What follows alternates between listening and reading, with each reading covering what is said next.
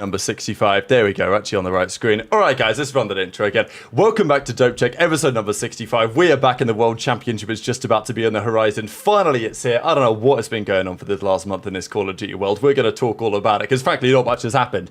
COD Champs, though, is finally here. There was a tournament this last weekend. Plenty of drama there. Predictions maybe for some off-season Rostermania 2. Whether that Rostermania is going to come up after the World Cup or potentially after the World Championship as well. That is a big question. Then we're going to run through a bracket prediction.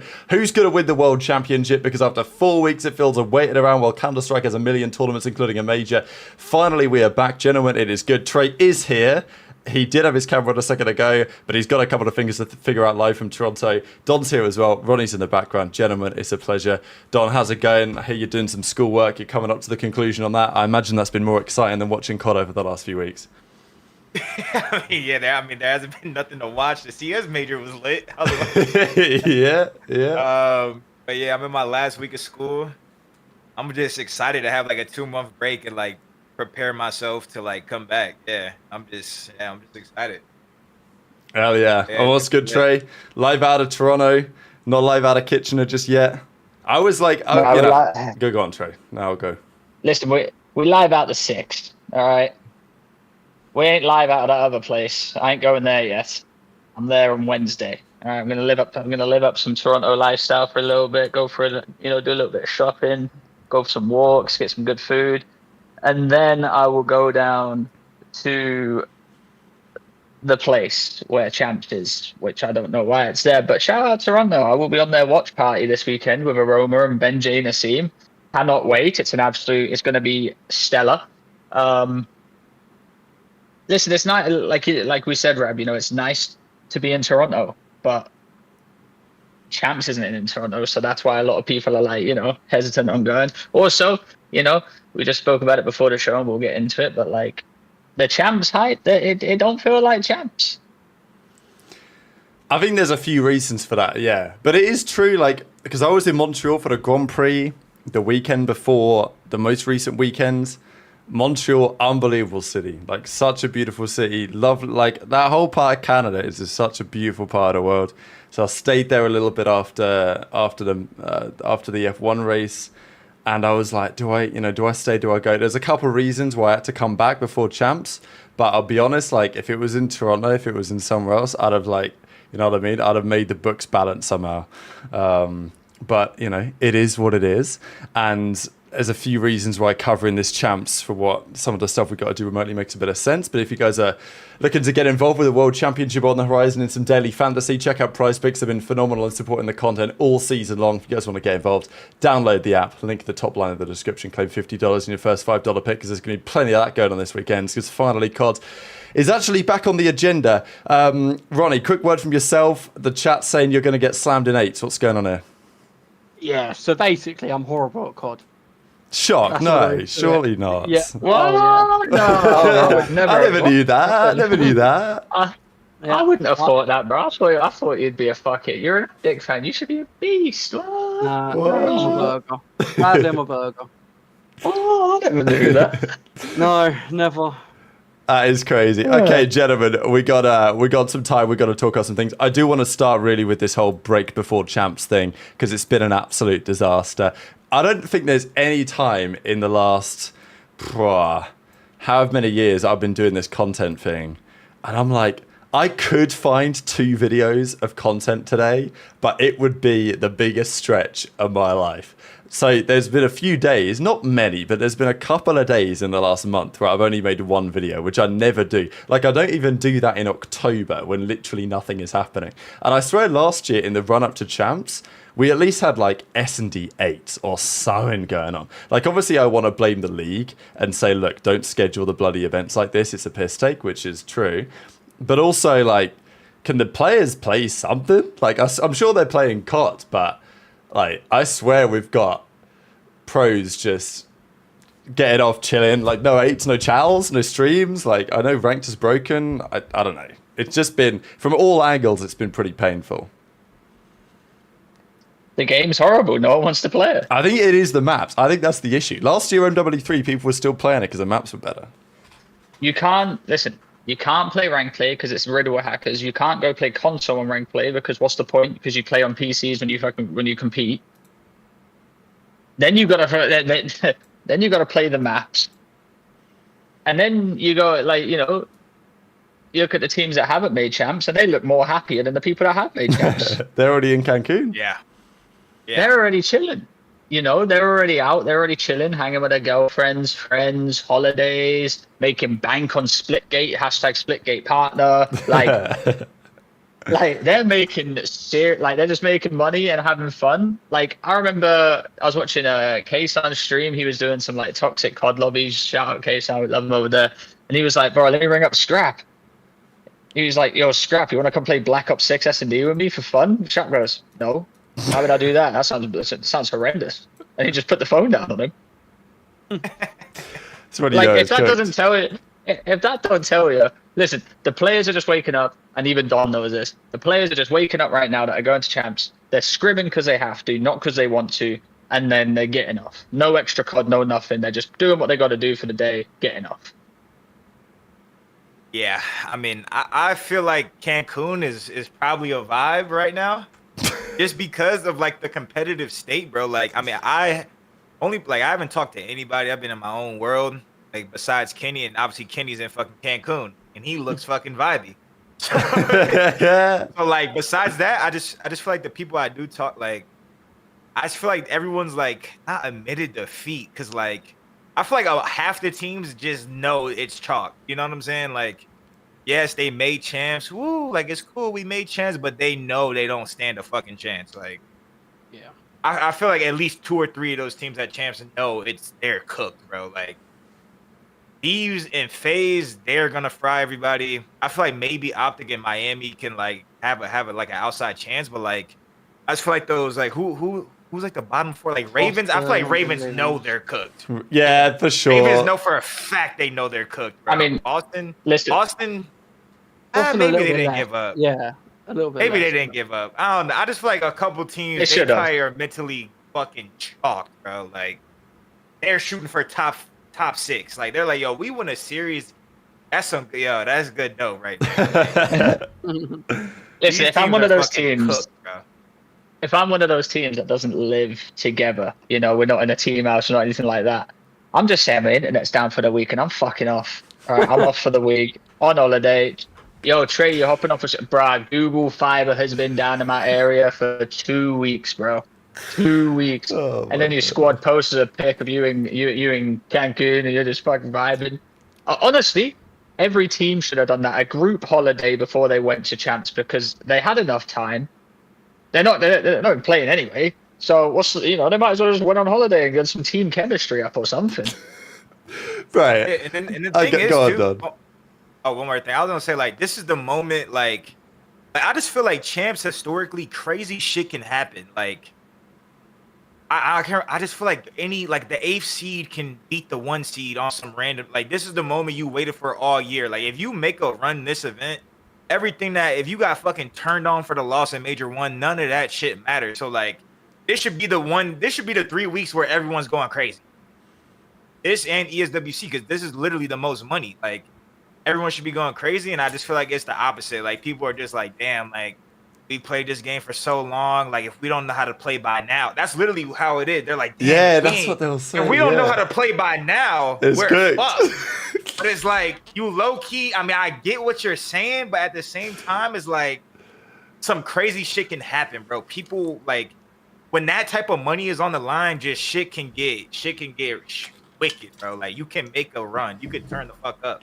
No, what I was going to say is, like, I wish I was good enough to be pro, talented enough, because bloody hell, it would be so easy in this damn scene. Nobody cares, nobody tries. Like, if I was good enough, like, and there's some players who actually are like this out there, to be fair to them, but it would not be hard to actually, okay, what would be hard is finding 3 teammates to be on the same wavelength. God damn, that'd be the challenge. But like, at a time like this, when there's so much bread on the line, and also you know that nobody else is trying, right? Like, nobody else is going out of their way. It's like the most obvious, okay, we better look the fucking time. It's why I'm a bit, okay, I'm not concerned about Thieves. I still think I've got to win in the tournament, but a team like Boston, I can see them putting in more work than other teams in this period. Not saying they're going to be better, but like, Boston will outwork some teams going into this champs. And like, obviously they play Thieves in the first round. I'm not saying those guys are grinding eights. It doesn't seem like they are, but like I think there's no eights to play anyway. So who cares? Even if you wanted to. What do you think, Ronnie? I mean, I just think they all hate the game. It's that simple. Like, what's there to enjoy? None of them enjoy it. They're just not going to put the extra time in. Obviously, they're scrimming all day, and they'd rather watch CS, I guess. Yeah. Watch CS and play Splitgate just before champs. I mean, it's an interesting tactic, but if everyone's doing it, I guess it doesn't really matter. Well, exactly. That's what they'll think, but I don't believe That's literally that. it. Like, you see like half the team's not doing it. You're like, well, shit. If we miss a couple of days, I don't mean shit. Yeah. You know. I'm just like thinking back to like Black Ops 4, World War 2, like when champs was coming up for that, bro. We had to make like we had to make like different lobbies. Like, I know you remember, Dom, when we had too many players, we told the other players they didn't get picked. It was like a B list lobby, you know, and then, you know, they're like, oh, we got so many players. What happens? Like, all right, go make your own eights because you didn't get picked for the good eights. So you go play, you know, your guys' eights, you know, that's what we used to have. And now you can't even get 8 people to fill it. I promise you couldn't even get 4 people for a 2v2. Yeah, Draws us playing with like random people I'd never even heard of to get some chows. Yeah, he might be the only one playing. Who? Draws might be the only one playing. No, Merc's playing rank play. He's got about. All right, Bro, so Merc's got about 44 different million accounts. Yeah, I have been seeing that. Yeah. You know, it's crazy. The thing is, but like, okay. No, go on. No, you guys. I was gonna say, like, with the point, like, they don't like the game. Like, bro, I fucking hated World War II, and I hated MW19, and I still, like, you're getting paid $200K. Sure. Like, just play. I mean, it's not like it's like there's so much worse shit. Like, bro, I'm hearing like people complaining about, oh, I gotta play Splitgate for 30 hours for some absurd amount of money, bro. If I work for 30 hours, bro, I'm not getting shit. 30 hours, bro, I might make a band. I might make 2 bands or some shit. Bro, like, this shit, I'm telling you, like, this shit, the players have to realize, because when I was in it, I didn't realize it either, bro. You're not going to make $400K a year for the rest of your life, bro. You're not. You're not going to make $400K for the rest of your life. You're not going to make $100K. Even the people that's on $100K a year, you're not going to make that for 10 years more straight. You're not. You're just not going to, unless you literally make the most perfect investments. You never spend money. No, half of these motherfuckers, they getting their money. They doing what I did. They going now. They buying fucking Gucci, Louis, Fendi, Balenciaga. They doing all this shit, bro. I'm telling you right now, bro. As soon as your career is done, or you have you can just start being shit, bro. Your life is going to change, bro. Your shit is going to be cooked, bro. Your shit is gonna be so cooked. It's not even funny, bro. It's not even funny. I'm not saying like I don't have money or anything like that, because like, you know, I done well in my career, like, you know, I done very well. I still got money, but listen, when you're making 20 grand a month and you walk into a store, like, you don't really care how much you spend. Buy whatever, yeah, exactly. Yeah, you know, you see your boys buying something, you're like, fuck it, I want to join in. You know, we'll go band for band. You know, now I walk into a spot and I'm like, right, do I really need to spend $150 on something, bro? Like, nah, I don't. Like, is it worth it? But back then, I was like, shit, I got the money. I'll just buy. What? $2,000 on a bag? Go on then. Who says no? I'll show that off next event. I'm just trying to tell them, because take advantage while y'all are in the league. Like, y'all have $1 million. Y'all have back-to-back $1 million tournaments. I promise you, once your career is done, all you motherfuckers are not in school. You motherfuckers, not everyone can be a coach. Not everyone can be a goddamn streamer. Not everyone can be a YouTuber. Some of y'all are going to be, okay, let's say, oh, y'all made $1 million. How long is that going to last? 5 more years, 6 more years, 7 more years? After that, we going to go to college when you're 30, 34? Like, y'all cannot just be, I'm telling you right now, like, y'all got to work hard. Like, y'all got to. The way I look at it is like, if I'm a pro and I close out the season and I played the last 2 tournaments of the year and I came top 6 or something, but I know that those guys were beatable that I lost to. Like, are you ever looking back at this month and thinking, damn, I wish I just watched more Netflix? You know what I'm saying? Like, there's no way. If I don't know, I would be doing what Hook apparently is doing right now. He said he's just watching VOD. That's all he's doing. Like, that's his extra time, is watching VOD. It's like, okay, if no one's playing 8s, I'm watching all the VOD. And okay, obviously the game changes a bit. But I'll be watching back my scrims. I'll be watching all sorts of shit. I'll be taking notes. I'll be bringing them to the team the next day. Like, it's just those little 1%, you know, they add up for some players. And, like, we don't get any boot camps anymore. Remember back in the day, people be boot camping before LANs? Like, that shit was fire. There used to be great stories of that. I haven't seen that shit in years. Since MW. No, since BO4, we've not had one. I guess Yeah, COVID didn't help. that sounds right. Yeah. Yeah. Game has I don't know, changed, gentlemen. I don't know, man. But like, this isn't the first year it's happened. It has been on this trend, yeah. It's just this year's Like, the it's worst I've worse every seen. year. It gets worse every This is, yeah. Like, let's not make it out like last year wasn't bad too. No, you're right. We just don't remember it because, like, you know, champs was already over with, and it was a fire event. Like, this event could be fire. And it's just the break. Let's be honest. Like, listen, I promise you, if there was like how long's the break for this? It's been like It was like a month. I feel like it should be 2 Imagine it- weeks. imagine it. Back in the day, Imagine it it used to was be like 2 weeks. 2 weeks. Imagine it was like 2 weeks after that 2 event. weeks is champs. Yeah, 100%. Because I promise you, the only reason that the players don't look like they're grinding like 8s and stuff like that is because of how far away it is. Like, if it was 2 weeks straight after and the teams that won and, you know, the teams that done bad didn't, you know, I promise you we'd probably see at least some 8s being played, just some. Maybe 1 or 2. You might get 1, but like, people aren't Yeah. even on the game, bro. They're not even playing. I mean, the most annoying thing for me is just the fact that when we were in Dallas for the last event, they had IEM Dallas right there, down the hall. There was the CS event. Big ass CS event. Huge Counter-Strike tournament. Loads of fans, all the big teams were there. Because guess what? It was their last tournament before the major. Guess when their major finished? And their major ain't a 1 weekend tournament. The major is like a 2-stage, you know, multi-week event that started like 2 weeks ago now. And that major's done last weekend. Counter-Strike absolutely fucking nailed it, as always. And obviously they don't have a central kind of organization running the whole show. All the teams fit their events in when they can. Like, all the different tournament organizers fit their events in when they can.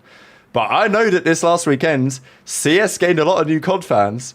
Like, a lot of fans of COD, they're like, damn, I only got so many hours a week to watch esports. I know where I'm going to be spending my time. I used to watch CS a lot back in the day. The majors always Same. hit different. I don't follow it like as closely as I used to, but the major comes around and I'm like, I'm locked back in. And they go Okay. to cool spots too, bro. Hell yeah. They be going like Brazil, they be going like Poland.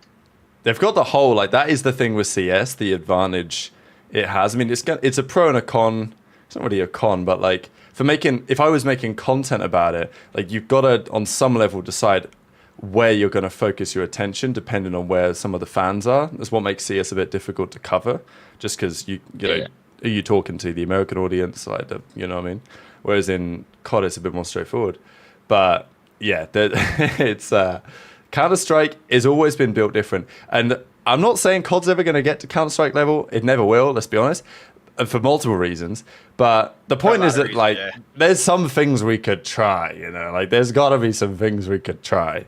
Every year we look at the fact that CS and Valve are just making billions of dollars on cases and stickers and skins and diamond coins and all this stuff. And it's like, for them, if it was purely a marketing expense, Valve put up the $1 million tournament money. Maybe it's more now, I don't know. It used to be $1 million for all the majors. Maybe it's gone up with inflation.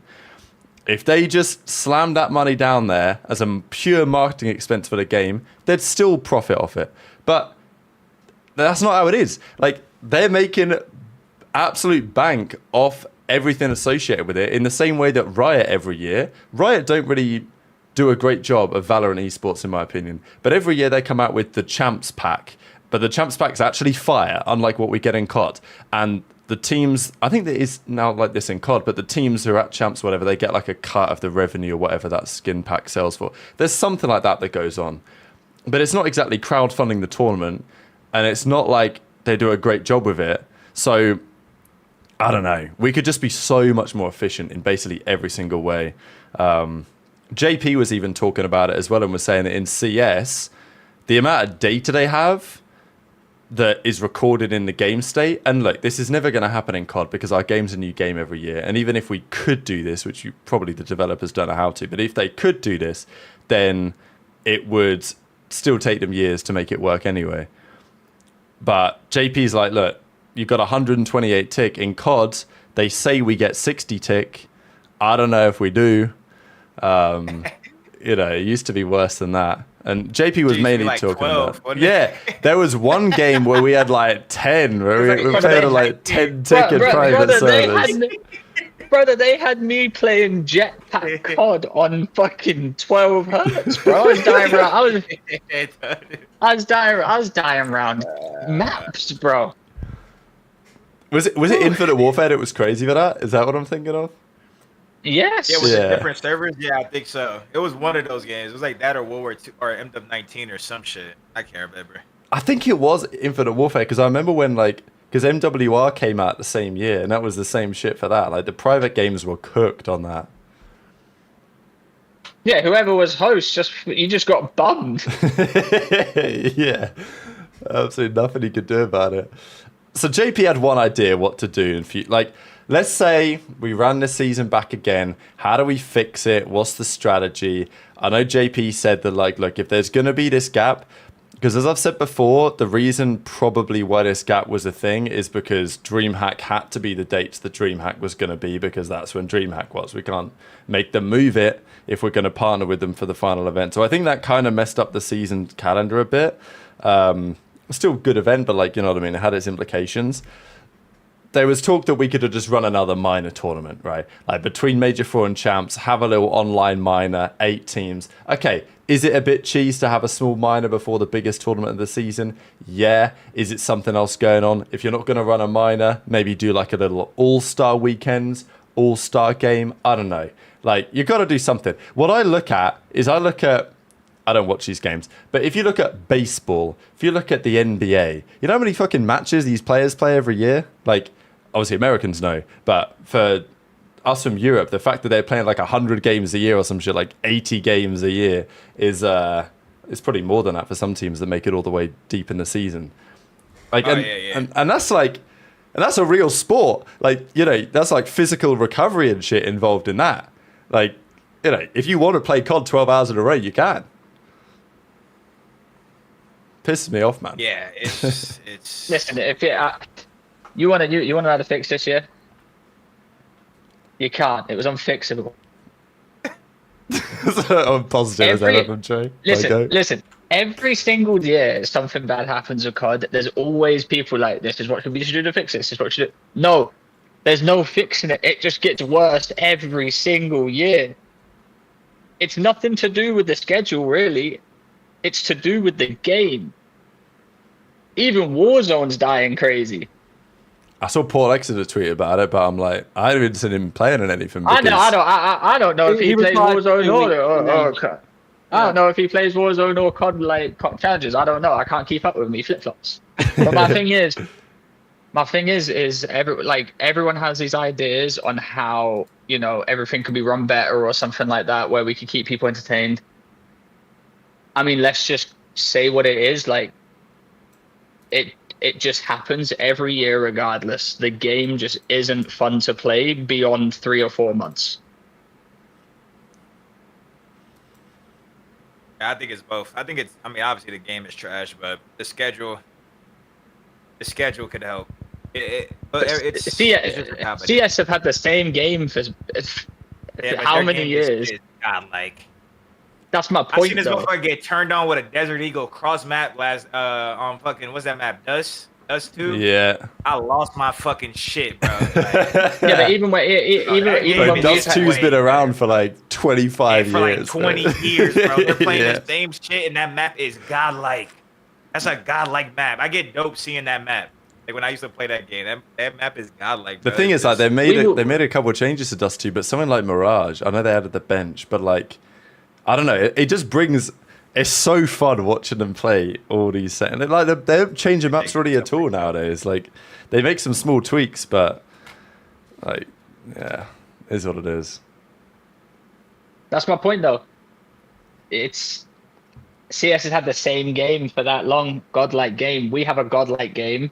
We have a decent year, and then we're chalked for like 7. Everyone keeps coming up with these ideas on how we can make the year better, how this will be better. Listen, if we don't play the same godlike game like everyone else does, it's never going to be good. I do wonder, like, what if we stuck with like BO3, you know, for the last like 10 years? But obviously, it would have to also be the game that everyone else is also playing.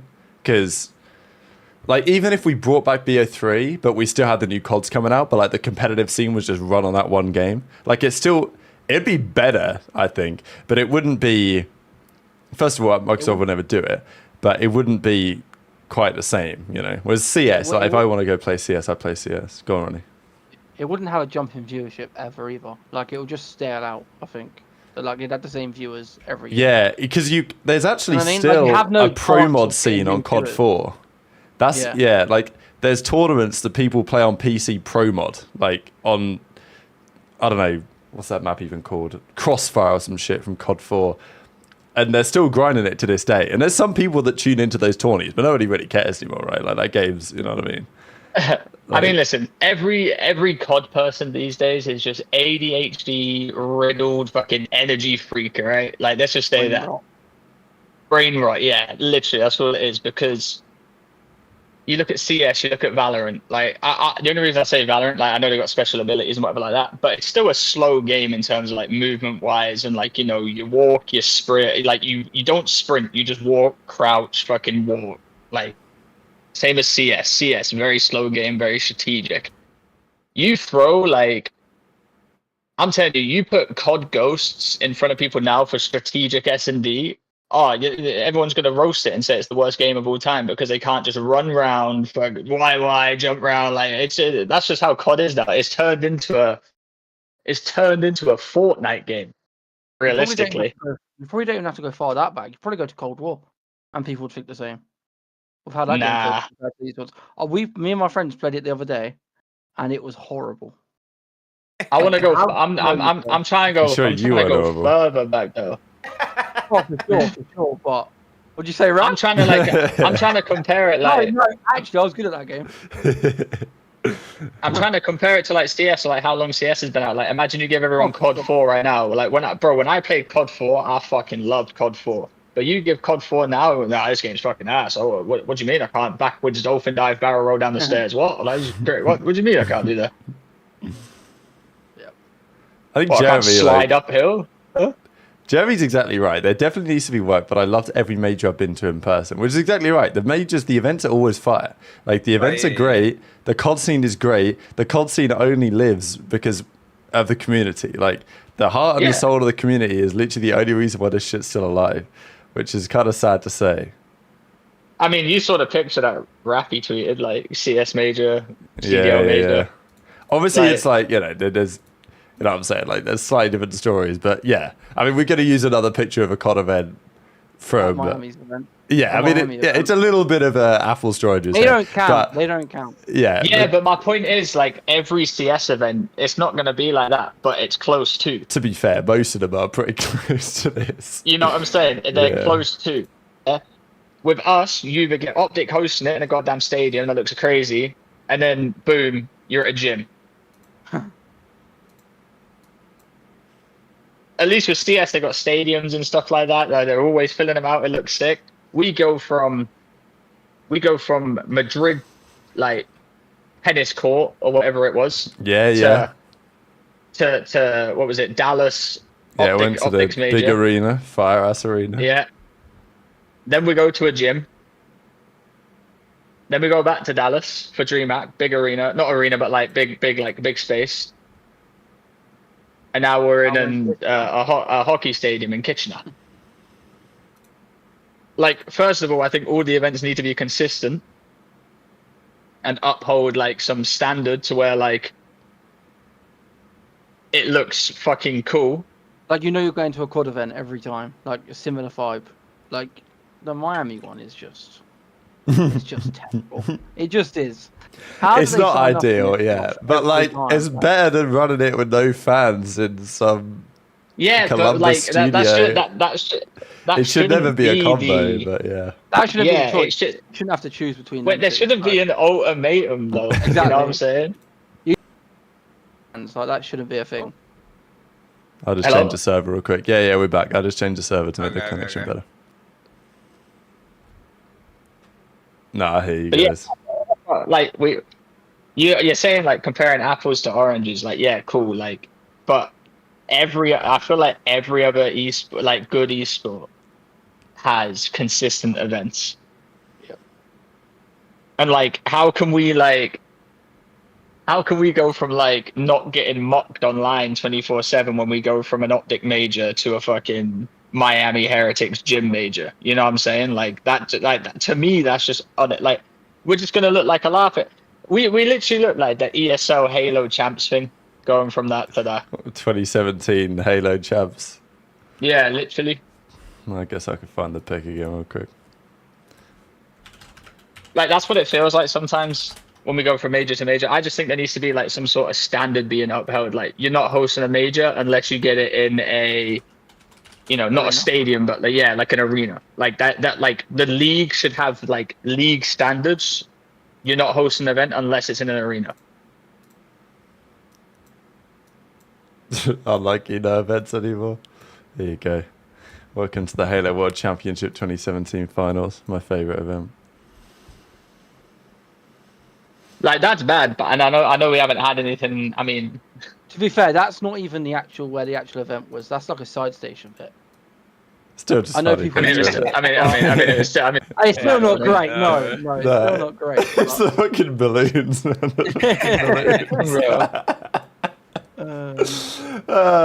We're saying the devs, but Steve said something pretty interesting the other day. Actually, I know there was a comment in the chat about like as much shit as you talk about the games and COD. What would you guys be doing if it wasn't around? I think first of all, complacent. This is the reason why we talk as much shit on it. Is because we care about it, right? Like we want the scene to do better and to thrive. Like it's good that. I'm glad that people care about trying to better the space. I think that's point number one. Because if people didn't care, like it's already dead at that point, right? So, like that's why we get frustrated from a few angles about why it's a problem. No, would we do other cool shit? As well, yeah. Also as well, Rab, we competed. Me and Don especially competed at the best times. Yeah. When me and Don competed, every event was either in a like arena or what do they call it? Like what do they call it? Well, like a convention center. Yeah. Like it was all consistent. It was either a convention center or an arena for champs. That's why it was that's why the best it was. It was never, unless we done like playoffs or something like that. But even in Columbus, when we done those league matches with no fans, like that's just because we were just playing some shitty league matches and it was still consistent. Now we play league matches at home in your bedroom. I was going to bring up some pictures for the boys. I mean, wow, I actually forgot how fire this arena was, man. That's the reason we talk so much, or me specifically as well, talk so much shit about it, is because when you live through the times that I lived, when you think about it, there was way less money involved. Yeah. So now that there's much more money involved, why has it not got better? How have we actually got worse? Because look at this picture, right? Like, this is from 2018 champs, World War II. At this point, the money was starting to come in, right? So, like, 2018, the salaries were starting to get semi-serious. Still wasn't anything crazy at this point, really. It was the next year, BO4, where things started to properly ramp up. But, like, this was, yeah, strange champs. The game, as you say, Don, World War II wasn't exactly the most fun competitive game. But look at this arena that we had for this champs. Adam App and the boys are hanging up all the banners of all the winners of the events that season and the previous season. Like I see Trey Zero's name right there with Splice's win at the stage one playoffs. Like hung up there on the main stage. Like, and this is it's all the confetti. I mean, there's a couple other ones. I found this picture here from I think this is Vegas 2018. Like, it's just, the setups that we had, the arenas that we had going on. It was also, this was like CWO London or whatever. I might even be in this picture. I don't think I am.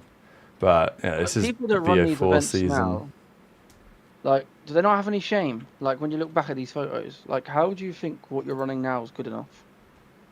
That's what I don't get. Like, look at these photos, man. It's actually sad considering what we have now. I mean, go back to the Miami one and look at that. Like, You have to bring it back up.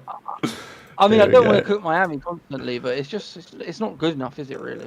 It is a little unfortunate because apparently there are some other people there, and this was like last game of the night. OpTic had just played. It was LAG. Nobody Oh, for cared. sure. It's like, you know, it is, but like, Right. yeah, you know. Wait, you know what this just reminds me of though? So before I went on the desk in DreamHack for Dallas, OpTic just played Loft before Boston, Minnesota. I'm pretty sure. Yeah. And this girl I was with at the time, I was like, "Oh, I'm going on the desk," and she was like, "Oh, the game's not done for the day." I was like, "No, there's a game on right now." She goes, "No, it's not." I said, "No, there is. It's Boston, Minnesota playing." She goes, "Where is everyone?" I said, "OpTic lost." She goes, "Oh, that's not good, is it?"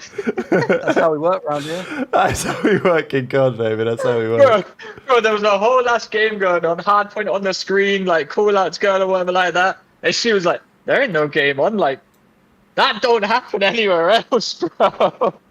No, you're right. I do want to say, like, just as much as the last few years have been a struggle, there obviously have been some high points. Like, this is Champs last year, and to be fair, it wasn't that dissimilar when we were in Dallas this year either. But you know, this arena was insane. What they put together for Champs last season, like the circular arena, pretty much filled the whole arena with like 6,000-7,000 people. It was, you know, there was a lot of. There's still some positives. I think the only positive really is that every time anyone goes to a COD event, they're like, yeah, this is fire. This community is great. The events are really fire. Like, I want to go again. But unfortunately, from an overall perspective, it's tough. I think hopefully next year, if we're back on Twitch and YouTube, which I think that we might be, that could be a positive for gaining a little bit of momentum again. But I was going to say what Steve said to me was an interesting comment, really. He was like, well, if the game, even if the game isn't dying by the numbers, if the game is basically stagnated for like 10 years, it's as good as the same thing because other games have grown and developed and made progress. And like, if our game has basically stayed the same, if we even want to give it that benefit of the doubt in the last decade, then, you know, you might as well just admit defeat. So I don't think that's how it's going to go, but That's with huge financial backing as well for like. yeah, 2-3 well, years exactly. And it's still. Listen, we're also trying to compare it to like games that have already been like, you know, CS, even like Valorant. Like Valorant to me, it, like CS is even a level above Valorant. You know what I'm saying? Then you got League of Legends and all the other stuff. Like COD isn't a top tier esport. It's not an A tier esport. Like realistically, like, you know, we're in the same realm as like near Halo at this point. Ah, bro, we're And quick even, then.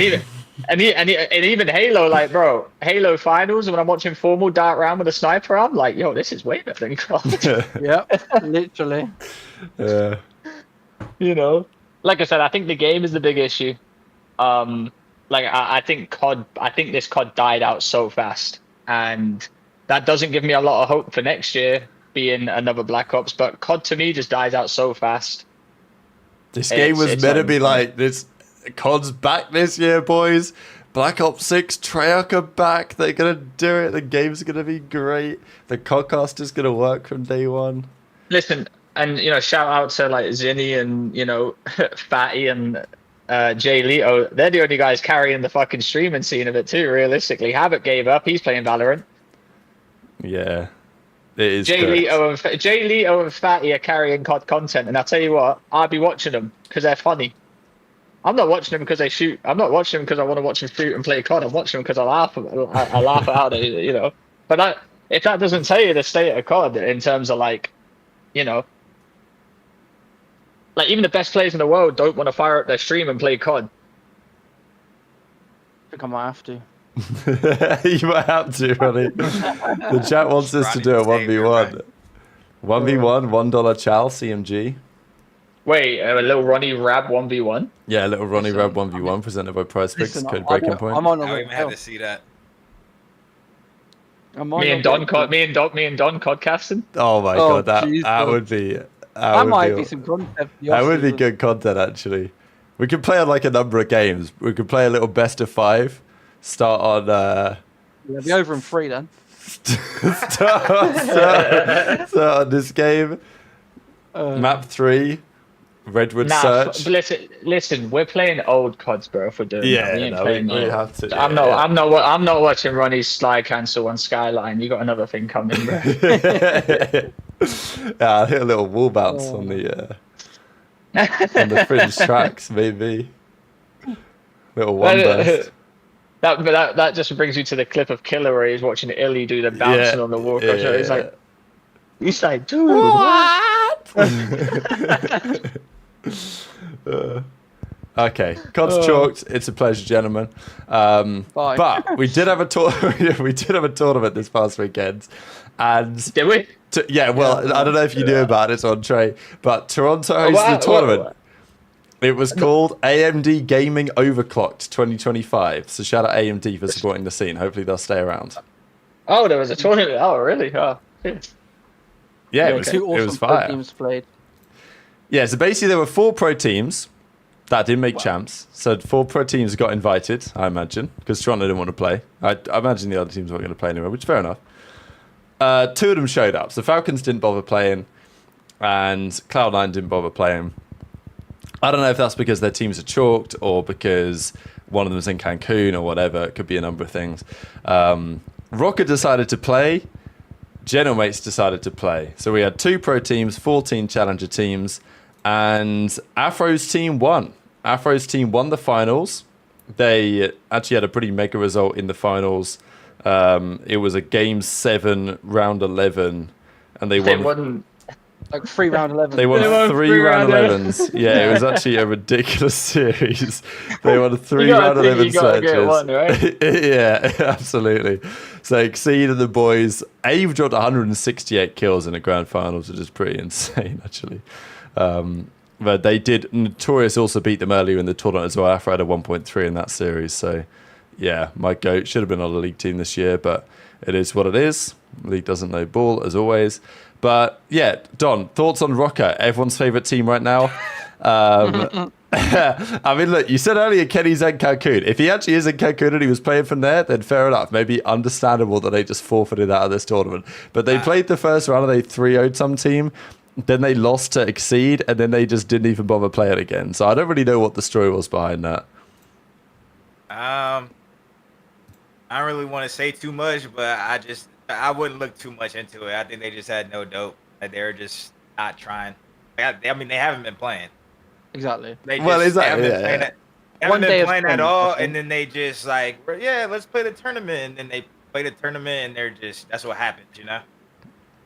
Rumor has it Kenny was playing on his Steam Deck in Cancun, so he wasn't at his deck. It's a good rumor, Trey. Yeah. He was playing. I think they just got on. They weren't into it. They wereren't locked in. And I forgot how shit the game was, and then He was playing on his PlayStation 4. Let's be honest. Let's be honest. That team they weren't the greatest team even when they were locked in. So look at them when they just get on with like 1 day of practice. They've been on fucking.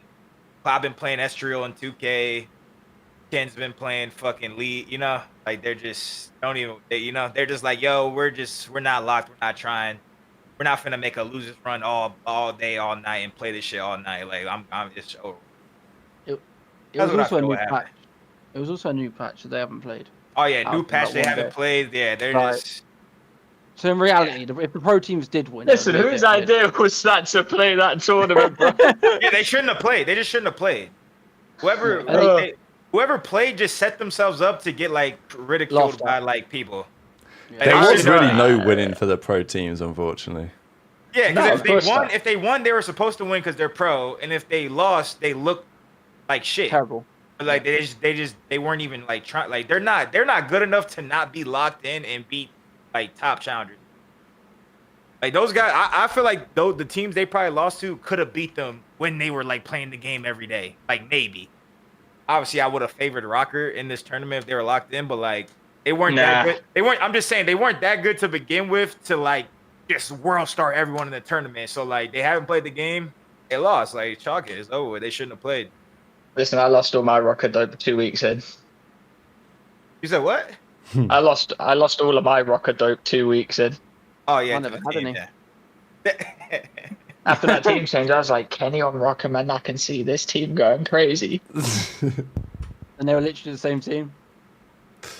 Yeah. So And then I don't get why anyone played that tournament, to be honest with you. Especially people that didn't make champs. Go enjoy yourselves, fellas. The other LAG. team? But there's LAG. 10k on the line. LAG played. LAG. They at least LAG, came top 4. After their season, boys, get yourselves to a. Just get off the game, boys. Right, they need the money, dude. Just get off the game, boys. Trust me. I respect you guys for entering, but The only way they should have played that tournament is if they had been scrimming. Yeah. Because they're obviously, I mean, I'm assuming both of them are sticking for, like, that's the plan as of now is to stick for ESWC. So I understand if you've been practicing and then you're like, all right, we've been practicing for ESWC, let's just win this shit real quick. But y'all haven't. I mean, I assume both of them haven't been practicing. So like them playing it, like it's just, like this to me is a fake scenario. Like it's not real. Like they haven't been like playing the game. And then someone in the chat said it looks bad for them forfeiting. They shouldn't have played.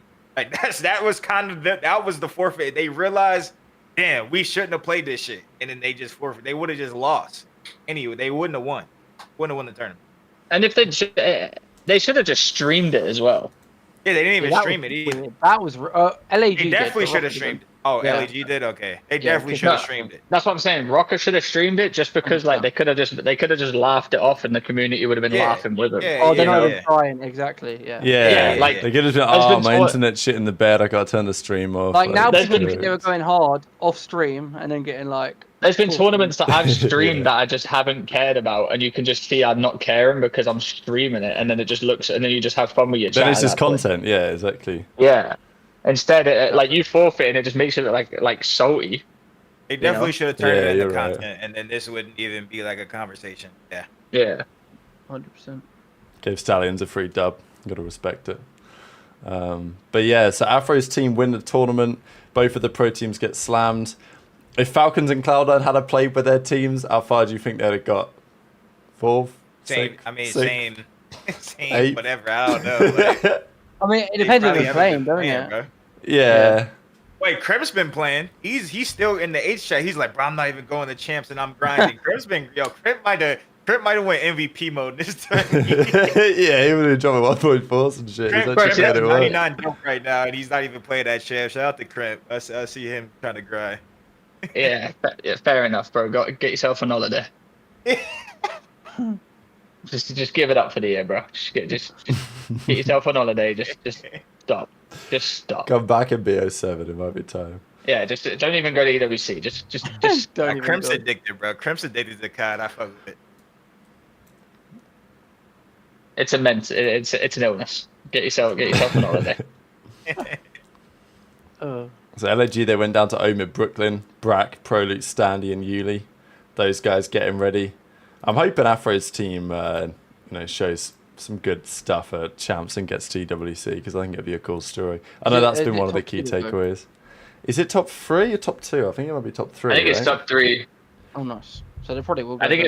it's top 3 because the team that got first last event. Oh made yeah, that's it. right. They went to, Got yeah. it. I feel like if they place in the top 3, then they'll like bump a spot down. There's a top 3 outside of that team, then, right? I imagine it'll be like that, yeah. Yeah. Yeah. If they didn't let guys get top 3, it'll be dropped down to 4th. Yeah. Unless they're like, oh, well, guess that means by default the Falcons Academy qualify. Oh, that would be something, wouldn't it? Do you remember last year that the Falcons, like, they qualified or whatever? Oh, yeah. They Yeah. had their Qualifier. own qualifier. Yeah. Gave them the- yeah. They qualified. Yeah. That's great. Hey, that's gotta be a class if you just run this shit though. You know what I'm saying? Yeah. This year there's no stress because they bought their way in. rounded. Falcons get first rounded out of the tournament. The king of Saudi just like, oh, you guys haven't heard of the new rule? Triple elimination. We get can another buy. go. We can buy back in. Buy straight back into the losers finals. Yeah, buy straight back in. Yeah, I could buy an extra map veto. I picked all the maps. Still lose 3-0. Get a credit card Oh out. my god. People are saying at the league they got to expand. We can't be having this anymore. These teams, these amateur teams, they're cooking. But like, I don't know. As far as I'm concerned, the pros were just. As much as I want to roast pro teams for not putting in work, if they actually did try, then it'd be the same odd, wouldn't it? Really? Like, obviously there's talent down there, but like, yeah, realistically, these guys ain't turning up and getting top 4. Like, no disrespect. Look at most of the amateurs that have been pulled up this season. Like, none of them have done well, pretty much. Like, outside of what? Super? Rancor. Oh, yeah, Renkor's good. He There's been started a the few. season. I feel like kinda that's started. a bad example. This year. Neptune. He was already a pro. I Rancor, was already Super. counting them. I mean, we're talking What? Rex, we're talking Lunars, Yeah, like. Oh, both of Rex them and were- Lunars, hell. Fellow, Bro, Yeah, but like, exactly. but listen, you can't. us twos. Not everyone's gonna be fire. Like Fire should some come people back. are just good. Some people are just gonna be role players. Like just because they fry in challenges and don't fry in the league, like they're just gonna like. Some people are just gotta be like, oh shit, Lunas is frying in challenges, but he don't fry in the league. Cool. Lunars, but the way he plays, he's not a role player. He just slow. Yeah. Well, he needs to get fucking killed then, doesn't he? Yeah.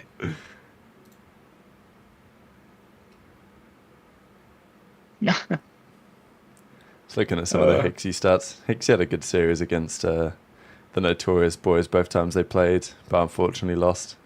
It's honestly funny. Hixie's numbers are like comedy because whenever he has a 0.8 or a 0.9, they win. And whenever he has And when more he than a 1, fries, they lose. Yeah. They lose, yeah. So, I was literally ultra in MW. It actually was, yeah. It's the same old. So, you know, you got to lock right. in and start dropping 0.9s again. But, you know, maybe you can Drops come back. the whole tournament and wins the event. Yeah. That's a good one. My goat. Straight out of here for next year, unfortunately. But yeah, that's that. My bad. I mean, yeah, we'll bring it back. All right, I want to do a quick segment here before we get into the champs predictions. I want to talk a little bit about who is going to blow it up after champs, if anyone. I know that Ronnie, you put together a few articles on this. Thanks for Prize Picks for supporting this part of the show. If you guys want to get involved, link in the description box below. Have a look at the app as well. Download that bad boy. Claim $50 in your first $5 pick with code Breaking Point. And let's go through a couple of things because you put together some articles, Ronnie, talking about this Rocker team, the teams that aren't at champs. We're talking Rocker, we're talking Cloud9, we're talking Falcons. I know you had some ideas probably for those as well. But there's a possibility out there that after this tournament is over, after champs, that some of those teams potentially blow it up before the World Cup. I think with what we've talked about at the start of the show, about the frustrations with the state of the scene, we're probably going to need a little bit of Rostermania to tide that gap. Because let's be real here, if we just go from one month break into another one, I'm going to lose my mind. So we're going to need something to happen. I'm expecting some shake-ups because Shotzi talked about it on a podcast a little while ago. He said, look, a couple of those teams are looking at making moves. You're just not going to see them happening yet. Because I do get it. As it stands, you've got 8 teams or whatever it is prepping for the Challengers World Championship. Okay, if someone gets a call-up, I guess they're going to go. But, like, it's not going to happen for the champs teams that qualified, and no one's going to leave their champs challengers team to go and play for a team that isn't even at champs anyway. Why would you do that? Because you can qualify for the World Cup and maybe do even better. So for now, there's no chance of roster change would happen, but post champs it becomes a possibility because you've got the top guys from challengers champs either that qualified for World Cup or didn't. You've got players that bombed out of the World Championship for the pros that maybe are looking to make some changes. So that's the big question, Ronnie. Do you see some of these bottom 4 teams blowing it up after champs? I think Falcons might. Like, if I had to like make a bold prediction, I wouldn't be shocked if Civ ended up on Falcons. Like C9, like a pound note. So if the money's there, they'll sell him, I reckon. See that like a pound note, yeah, I like that. I mean, Am I wrong? no, I mean, you're right. Historically, Cloud9 as an organization across multiple esports, they do like just saying, all right, our best player, what do you want? And then they'll find a way to make it work. And some organizations got to be that way. Whether Cloud9 should be that way is a fair question. But also you've got Falcons got the bag, and also Pred is there and he ain't going anywhere, right? Exactly. I mean, that's just a move you make now, and then you're ready for the off season with 2 elite players. And at you're least looking then to you see get if to you're see early. how it goes at the World Cup, right? Like you go to the World Cup, if it's cooked, it's cooked. Yeah, what do you think about that, Don? After champs, Sib goes into Falcons. What do you do in that case? Do you keep the other lads? Is it Sib, Exnid, Pred, Arcetes, Priester? I don't know about that.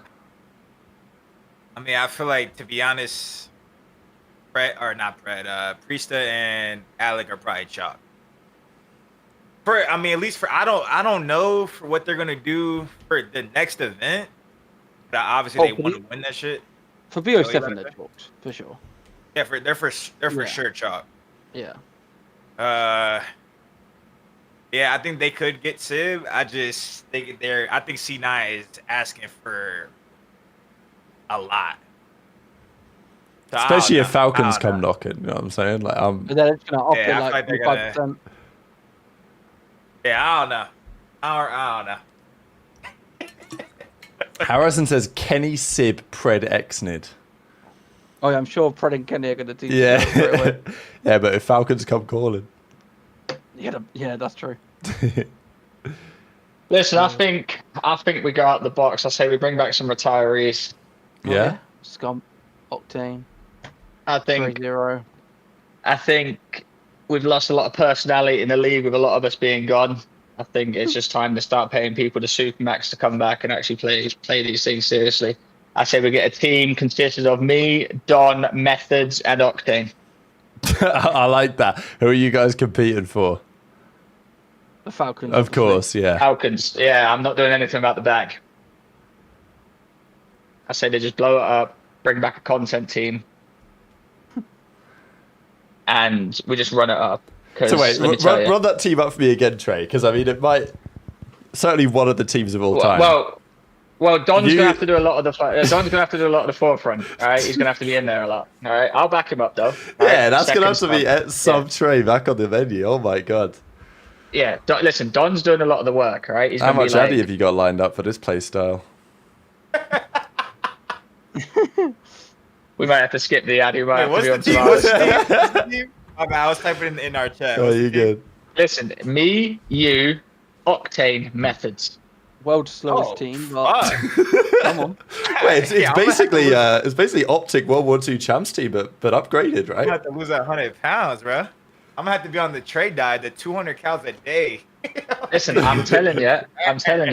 You guys think it's a bad team, but I think we can make it work.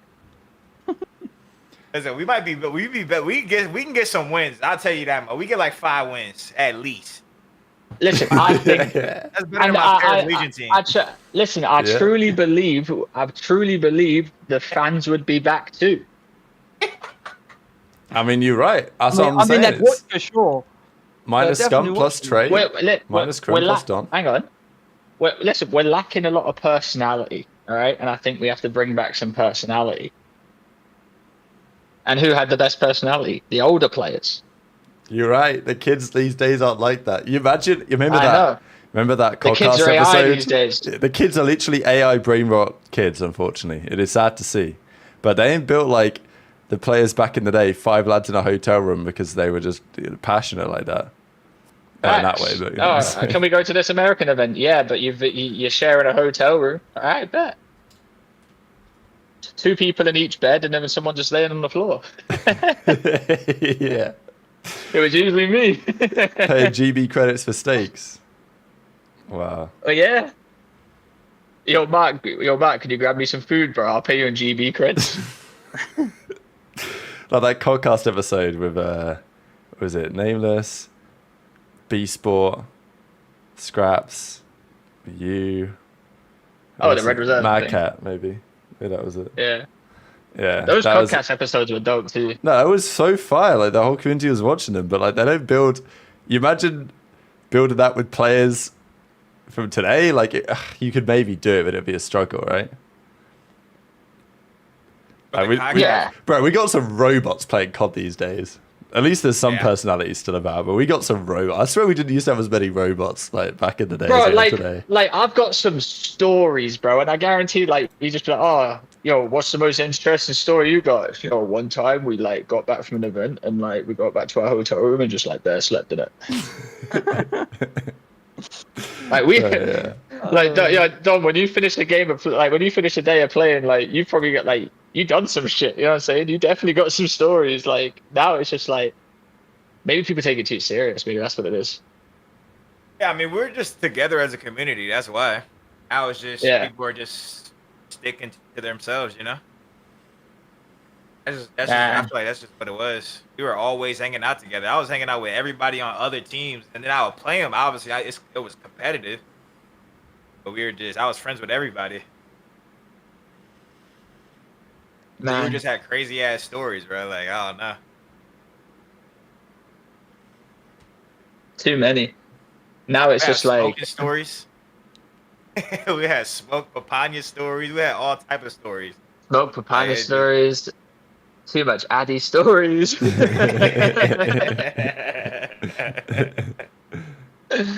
Oh my god! Wow. Sorry, that just took us off the. That just took us off No, the that was a topic, good ass but, yeah. tangent. I mean, like, but it's still on topic though, because I don't know, man. These teams need some entertainment value. Dean with the 10. Seth has accomplished everything you wanted in his career. Sam retired too early, but I can't see them coming back unless it's to Thieves. He wouldn't go anywhere else. I mean, look, Scump's never coming back. I don't see Sam ever coming back. I think Scump's actually more likely than Octane, to be fair. I think they're both 100%. very unlikely. Bro, but they're like, both not coming back, bro. No. Bro. Seth is Why way ruin your too rich. legacy? And that, yeah. Bro, they're just both fucking filthy fucking rich, bro. Bro, Octane hated scrimming. Like at the end, what was this? Yeah. They got 8th at Modern Warfare 2 champs. yeah. Bro, the reason they got 8th at Modern Warfare 2 champs because he had 0 dope. If he had dope, they wouldn't have placed it. Like not saying the whole event They was were his still fault, but, pretty like, good. bro, Yeah. he already hated scrimming, bro. Now he's a streamer. He is making filthy fucking money streaming. He's waking up stress free, and he just gets offline and chills with his dogs and his girl.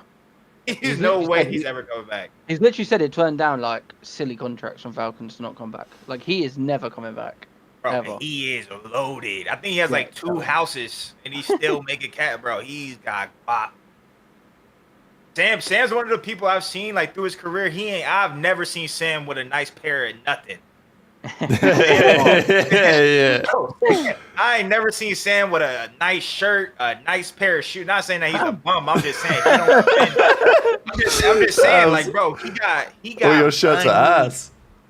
He got money. That's what I'm trying to say. Like that, he's chilling. Octane's Bro. fits ain't here like that. No nice shirts. I'm not trying to roast his fit. I'm saying like he's not doing dumb shit with his money. Like Yeah. That's what I'm saying, bro. Like, you saw someone like come up to the league, and the first thing they bought, like, bro, like Europeans, for example, like fucking Scraps, Dylan Cod, Yeah, Whiskins, all I was that, bro. thinking that. But first paycheck, Louis V bag, straight to the airport. You know what I'm saying? Or like, yo, where we going out tonight? Fresh pair of Louboutins. I'm saying, bro, I ain't never seen Sam move like that, bro. He's chilling, bro. Sam gonna actually he's gonna be loaded, bro. Nah, he played it nice for sure. So Octane come back. I think Zinni would come back. Hell Nah. You don't think if Falcons offered him a spot? I mean, you guys are dumb as hell. Right. I mean, he wouldn't like. Bro, he is You wouldn't Scump's get that partner in crazy, crime, yeah. mate. You ain't. I think like Zinni I think he's would the one that want talks to about come coming back back the most. more than any. Yeah, I think listen, Zinni he misses would it love. more. That's Listen, what I think he would love to come back and play, but listen, when you get that, you know, he's Scump's partner, like, you ain't leaving that. No, I mean, he would be stupid to, but like, you know what I'm saying? If you invited him back, he'd be like, yeah, and then he'd think about it and say no. But like, his first instinct would be yeah. Upcast membership for 4 months. Never catch me spending money on drip. I got a couple suits, but I'm not dropping a couple $100 on sneakers. Brain dead.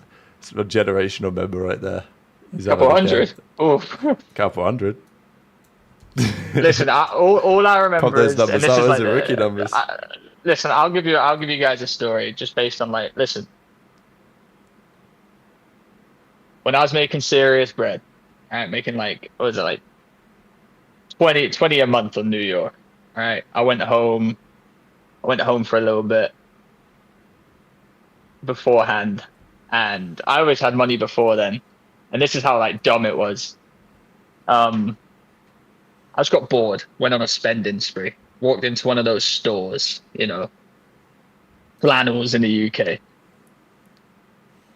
I walk in there, you know, I'm already looking like a designer vending machine. Like I've just got it all out there. You know what I'm saying? Dom, when you just got so much money, you just like spend like, you'll have a Gucci shirt, Louis V shoes, you like mix and match because you just look, you think your dog's dying at least.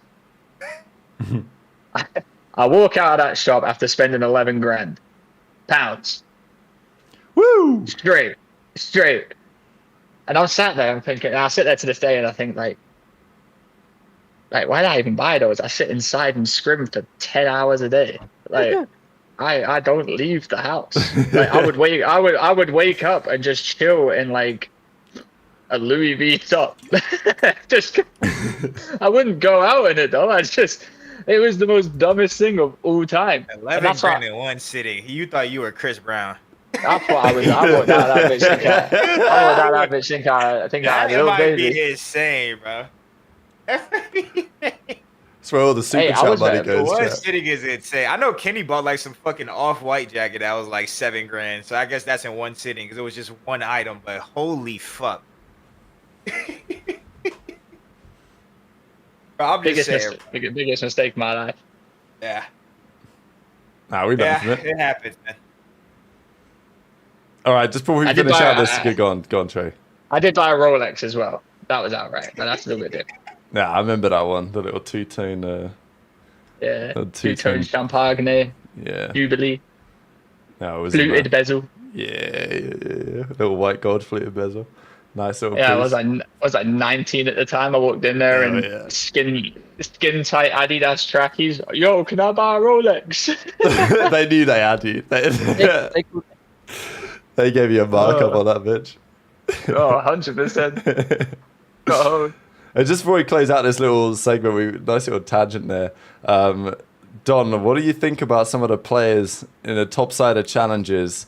Let's say they don't make it to the World Cup that you might be looking at, right? Because I know there's some guys like you gave some thoughts, Ronnie, here in this article. Obviously, Vivid is going to be going, but Stanley might not be there. Brack might not be there. Those are some of the guys you mentioned. Just options like after Champs is over, some of these teams, I think we've talked about what Falcons might consider doing. A team like Cloud9, let's say if they do make some changes, they do blow up the team, maybe Kremp stays, they look at a couple other options. Attach now retired, so they've obviously got a few things to think about with their step, whether they were to keep Capsidal or what the progress looks like there. Obviously a few options out there in challenges they could look for to get for the World Cup if those guys wouldn't qualify for the World Cup themselves. And even if they did, you could still potentially poach them anyway. First two that come to mind. Brack, for sure. To me, especially at an event like ESWC, listen, bro, like, we just need results, okay? So, like, for example, like, people I've mentioned before, like, who are even Lunars, Dylan Rex, and Spart, and Brack, I would say are the top ARs and challengers, and all three of them got chances because those three are, like, a bit more, like, explosive when they were in challengers. Like, they would get kills and, like, play a little bit more faster pace. But, like, if you look at when Brack was in the league, was he fantastic? No. But did he ever throw up the bullshit? No. And he's winning. He's always winning in challengers. Like, there is no way at this point. And I've had beef with Brack back in the day. So I'm being honest. Like, he should be in the league. Yeah, in BO4. His fucking dad was tweeting me and all that shit. But now I fuck with. I have respect for him. I feel like he's changed. He's gotten much better. Like, I feel like back in the day, he was like a kill whore. He didn't move. And even when he was last in the league, I feel like he didn't move that much. But now I feel like he's moving at a pace now to where he is benefiting his team. He's not just useless on the map. And he's never thrown up the bullshit in the league. So, like, you're picking up ARs that, yes, maybe they look a little bit more cracked out, but then they're going into the league and they're not doing a goddamn thing. Respectfully. So, at least if you pick up Brack, he's going to give you a 1. at least around a 1. You know what I'm saying? And if your teammates aren't bad, he might give you more than a 1. Like he's winning everything. So I feel like there's just no way he shouldn't get a shot. And then the second player would be Proloop. Same thing with Proloop. Yes, has he had some bad moments in the league? Yes. He's had some good moments in the league as well. I got top 6 with him. Not saying that's the greatest thing, but he's a S&D. Yeah, like he will transform your team's S&D. He actually goes on benders and grinds the fuck out the game. Like, is he a little bit toxic sometimes? Yes, but you're supposed to be toxic when you're in a dog shit situation or on a dog shit team. He wants to win. He is a winner. He 100% should get a chance. Like, there's no reason he shouldn't have got a chance on the Falcons. I know things fell through. I think certain things I won't say, but like the same people that are coaching the Falcons coached him, saw his prior thing. So Clay and Prolu and Tej were on the team. The fucking analyst, Jono Perry, he was our analyst. So they saw Prolu being a little bit toxic, having an attitude, and then they probably kept that in there. You know what I'm saying? That's just common sense. Now they're coaching the Falcons. They're like, we don't want to deal with this shit. But at the same time, he should have been on the team for sure, 100 million%. The players wanted him as well. Yeah, okay, exactly. So you said it. Okay. Yeah. The players All wanted the players wanted him, yeah. The players wanted him. The players wanted him, but then they're just like, no, to be fair, he was doing some bullshit. I'll be honest. He was doing some bullshit on Vegas. It's not like Clay and JP are like making up shit. They're correct on what they said, but people can change. As long as the person acknowledges, hey, yes, back then I did this wrong. This time I won't do that. I will do this better, and I will be more willing to show up on time and not have an attitude and not chalk scrims and not wake up late. Now, you know what I'm saying? Like, you can improve, bro. Shit is different. You know what I'm saying? That was 2-3 years ago. You know what I'm saying? And the players wanted them. Yeah, and the team had nothing to lose. And you had nothing to lose. Yeah. You might as well pick them up. Damn, I'm not lit. Yes, yeah, be good at S&D, and then it should have been, damn, I'm not finna listen to my players no more. I gave these players a chance to pick the player they wanted. Nah, the next decision, I'm finna make the decision. But now, to me, it's like the next decision, the players should make the decision. The players were correct. Not saying they would have won. I don't think they would have won 3-4 more games. They still would have been ass. I'm just saying he should have been the one to get picked up. That's all I'm saying. Would the team have been with Arcetes still, or what was the fourth going to be? Still. Yeah. Okay. Yeah. Yeah. What's for who? Like it would have been instead of Priest. Right? Like they got Priest instead of Prolit or whatever. Yeah. Which was the players wanted them. They should have picked them up. And like I said, I'm not saying it was the most insane decision because I don't think with Proloop they would have made champs. They wouldn't have made a significant difference. But now he deserves a shot. If they don't get, like how you said earlier, Sib and other superstar players, which they should go for first, 100%. Go for Sib, go for the better players. But if you're stuck with some scraps or some leftovers or anybody in the league, Proloop should be in the league, bro. He should. He is better than a lot of people in the league. I mean, even like you said about the S&D, right? Like he gives you a big chance in just that game mode alone. Like you need one more. Just in that mode alone. Like look at you guys at the first event of what game was it? It was Modern Warfare 2. He was the reason, bro. He was the reason. Obviously, we have Tej, and I was good because I was just sitting on the head glitch, but we couldn't win a hard point. Like I don't know what it was. I think Clay was uncomfortable. He literally was going 15 and 40 every HP. Like we could not win a hard point, and we got top 6. Imagine if we could have won a hard point. We could have got top. We could have won. Like we literally got top 6 without winning a hard point. So and Proloop called every strat. He was the reason why, like him and Tej, but mostly him. He was like, all right, this is what we're gonna. The game just came out. I've never been like a good gross search player, so I'm just trying to iron down mid or iron down somewhere. You know what I'm saying? Like he was the person that made S&D feel like I knew what the fuck was going on. He will make someone that. Like, for example, to me, I think Gio plays S&D like how I used to play S&D. I feel like Gio don't know what the fuck is going on in search. I feel like if Geo is a nasty respawn player, but I feel like in S&D he only gets a kill if someone appears on his screen. You know who would be godlike with him? Prolu, because Prolu gonna tell that motherfucker where to go every round, and at least teach him how to start thinking ahead. You know what I'm saying? Predicting other people. Like Prolu would literally save Geo's S&D, and then I think Geo would be one of the best players in the league because he's gross at hardpoint, but then in S&D he's literally nothing. Prolu, they get Prolu and Geo, new duo. Like he will help any player like that. Like any player like that who just is lost in S&D, bro. These people are lost, bro. You can be pro while having like a major weakness in your game. Like I think Geo is gross. I just think S&D is a major weakness in his game. One, he should probably play extra S&D to like work on it, but playing with a player like Prolu would help him a lot. Had a good gas. My bad if I was gassing him for too long. But That was a fire little segment. I rated it a lot. You're not wrong either. Trey, you got any thoughts on like players who need to come in? Obviously, there's some of the European guys looking pretty good. Afro. Yeah. Oh, him too. Yeah, Afro sure, too. Sure. Afro 100,000,000% should get picked Afro, up. Mythics, F dot. F-Dot's been I like cooking Mythic actually. too. Yeah. They're my three. And I'm sick of these teams. Oh, we don't want to forgot spend about any. Afro.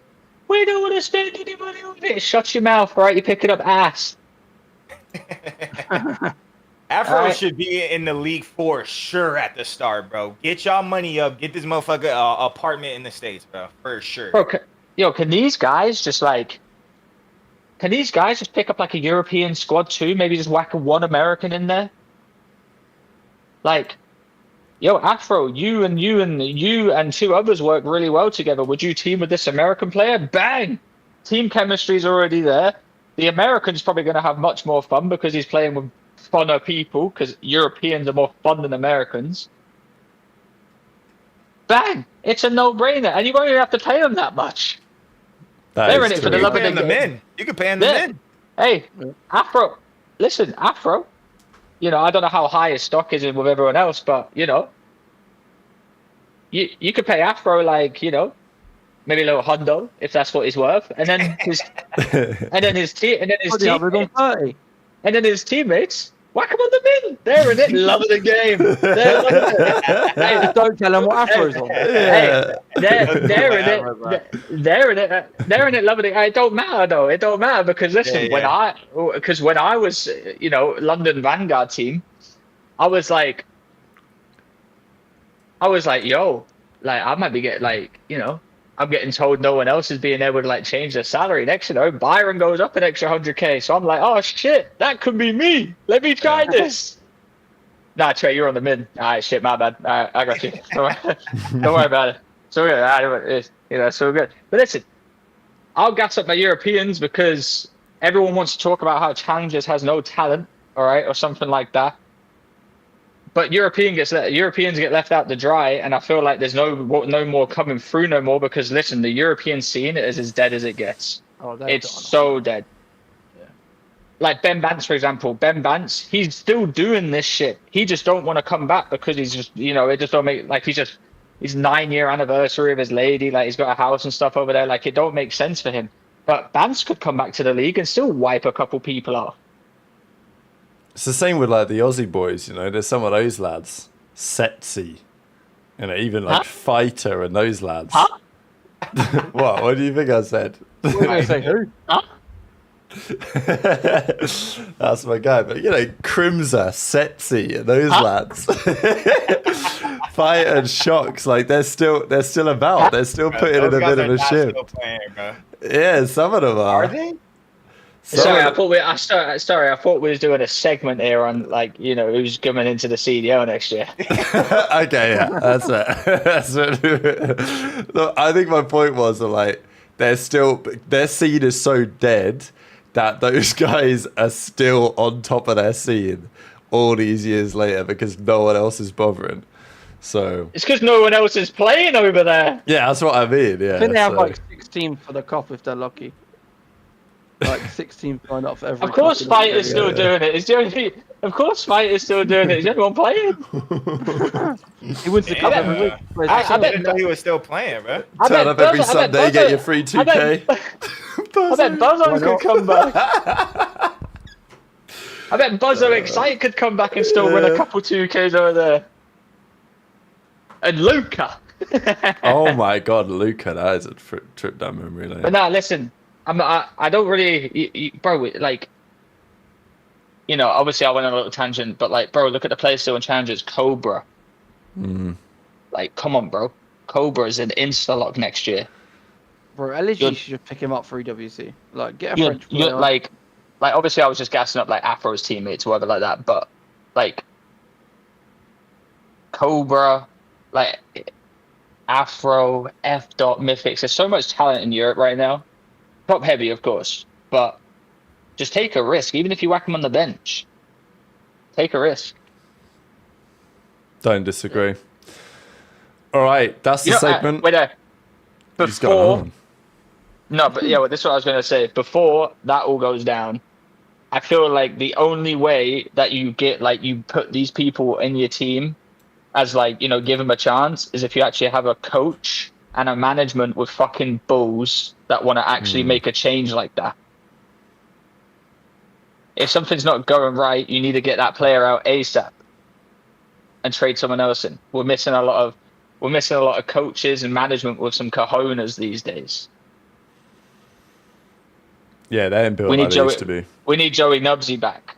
Yeah, well said. To be fair to Joey Nubsy, he had balls. Hey, he had balls. He had the dog's danglies. He traded out Panda for an Able for an S&D. That's what we need. We need it. We need it back.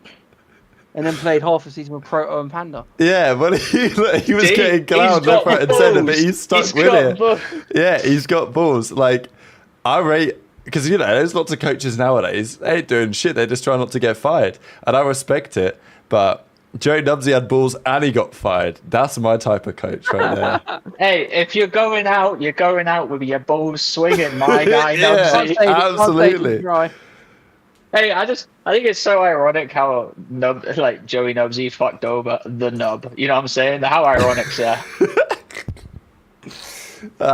Brilliant.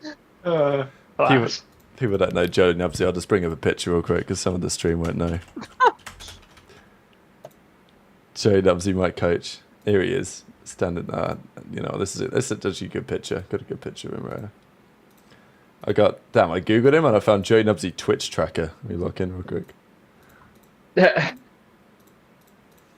Anyway, good segment, gentlemen. Let's do COD Champs predictions. What do we think? Time to lock in a bracket. Champs on the horizon. Who's going to win? Who's going to lose? Who's going to get bombed out first round? Chat can feel free to get involved in this one as well as we run through the bracket. And here we go. Also, the perfect bracket. If we get this right, okay, Ronnie, am I wrong about this? I thought you used to get 100k if you got the perfect bracket. Are they run out of money? Because I think it's only 10k this year. 100k is insane. 100k is nuts, to be fair. Yeah, but the chances are also like 0.0001%. Because you've got to get everything right, including the maps. Scores. Yeah. They probably spent all the money designing the champs pack. Yeah, probably. That shit is horrible. They spent 100k on copyrighted armadillos. From COD League bracket. I just want to see if I can find what it used to be, because I swear okay, so this year, I swear they've lowered this in previous years. This year, this is how it works. You guys feel free to do your own bracket as well. But the best bracket that anyone does gets 2.5k, right? So they're giving away 2.5k. I swear it used to be more money than this, and the perfect bracket used to be not like it really matters, but getting the perfect bracket is not impossible because you've got to get everything right, including the map counts. The person who does the best and scores the most points, they are going to give some money to at least. So it's not just, you know, they're like saying, oh, we're going to give away 100 grand if someone gets it perfect, and then nobody does, and they have to keep the money. You know, that'd be the play. But yeah, we're going to win the 100k or the 10k. Well, yeah, 10k now. Because they got no bread anymore. If we win, we demand the 100k. There you go. Yeah, if we win, we run it back and demand the 100k. But we've got to get everything right. And starts here. Thieves play Boston, round 1. I think Boston are going to put up a fight. They've spent the last 4 weeks preparing for this one series. I'm seeing a little 2022 repeat. Ronnie, what do you think? Well, they beat Thieves at what, Major 2? It was Major 2, yeah. So they've got some experience there, but I'm going Thieves 3-1. Same. This is a Thieves 3-0. I've seen it all before. Problem is we gotta get the map count right, bro. That's how the 3-1 at 3-0. Bro, we ain't winning no 100K, Yo, man. Rav's going 3-2. Yo, Rav's trying to wrap it Right. Bro, 3-2? I mean, I can see a 3-2, but I'm gonna take a little 3-1. Nice I in the feel a 3-1 middle. to All take. right, let's vote. Let's do it by vote. So 3-1. me and Ronnie got 3-1. Yeah, so you So guys it's 3-1 win. then. So it is. It nicely Okay, averages out alright. because I had 3-2, Alright, you two had 3-1, Trey had 3-0. 3-0. So nice little 3-1. Oh, we've lost. Well, there's our 100K. 100K is gone. Yeah, it is what it is. Should be listening to these morons, man. Crazy. Yeah. Like, look, You you look at this. But let me guess, Ronnie. Hope they could go win 3-0, right? Yeah, for sure. No, I actually have them losing. Oh, interesting. Okay, we ain't got to that one yet. Don't mean they're not winning champs. Oh. I'm joking. Yeah, joking. Okay, we got Surge versus Heretics, round 1. This is actually a pretty damn good series on paper. I think like this is either team that could make a run. I'm going Miami. Oh, he's going Miami. I'll go Miami as well, probably 3-2. The only thing I heard from Ken about Miami is that those guys try so hard in practice, bro. That's what I heard. I heard those guys are throwing shoulders, like they're not like trying to drop 40, nothing. Those Who guys you going, are Rob? locked. I'm actually taking Heretics as well in 5. Team. And 5, I think it shit. All right, okay. I'm gonna go 1. I'm gonna go 3-1 Miami. You keeping up the agenda, Trey? Miami versus who again? Surge, top 12, Vancouver. Yeah, get him gone. Well, Heretics in 3. Wow. Jesus. All right, so it's 3-2. So Damn. it's 3-2 then. That's All right, we'll give it a 3-2. We can change our mind later if we want. All right, we're leaving OpTic FaZe till last. Ultra Ravens. We're giving this a nice little 3-0. smoke show. Fucking hell, It gets spicy this though, actually. To be fair, it went 3-2 at DreamHack. could get spicy. Again, I mean, game five at Toronto- DreamHack. Toronto right, looked round like 1 at shit. Champs, there's going to be something interesting that happens. Nah, bro. Listen. Ben Beans has come back for a vengeance. Everything's all blessed. Okay. Slasher ain't liking the boys right now. That's definitely true, I think. I got my boys Ultra. Wait, look what I'm about to type in the chat, bro. I'm just finding up their game from DreamHack, yeah, and as you say, Ronnie, Toronto did win this one. Yeah, look at the core chat. Go ahead. It's good. It's good. All right. All right, Toronto. All right, what we going with? Toronto 3-0. Look at it. Barcelona 3-1. I'll go 3-1. What are they gonna win though? Ravens are gonna win a map for sure. Look, they won the they're gonna win a dealership map, search at Major 4, and they won the Proto Control Major 4. They But lost they all should the other have beat them. maps. They broke. They did broke pretty. Yeah, they broke pretty hard. It went I'm going 4-0 Ultra to 3-0. 5-5, and then Ultra. I'll won go the final Ultra. I'll round. go Ultra 3-2 or 3-1. But y'all choose this one. What about you, Rob? I got Ultra 3-1. I think they're just a bit better. So I'm got, not Trey? taking anything interesting here. What did Trey say? What, Trey? What we saying? What you got? Ultra Ravens.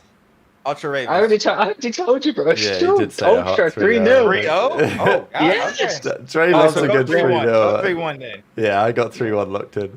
All right, 3-1. All right, FaZe OpTic, baby. This is the series of the first round of the tournament. It's last game of the day. FaZe have beat them like 11-1 or some shit in the last 2 seasons. But this time, it's the time they turn it around. Shotzi coming with a vengeance. Dashi versus Celian, run it back. Draza, the CEO, gets fired. I'm thinking FaZe 3-1. No, I don't know. I'll go FaZe 3-2. FaZe 3-2. Because I actually think OpTic played them well at the last event.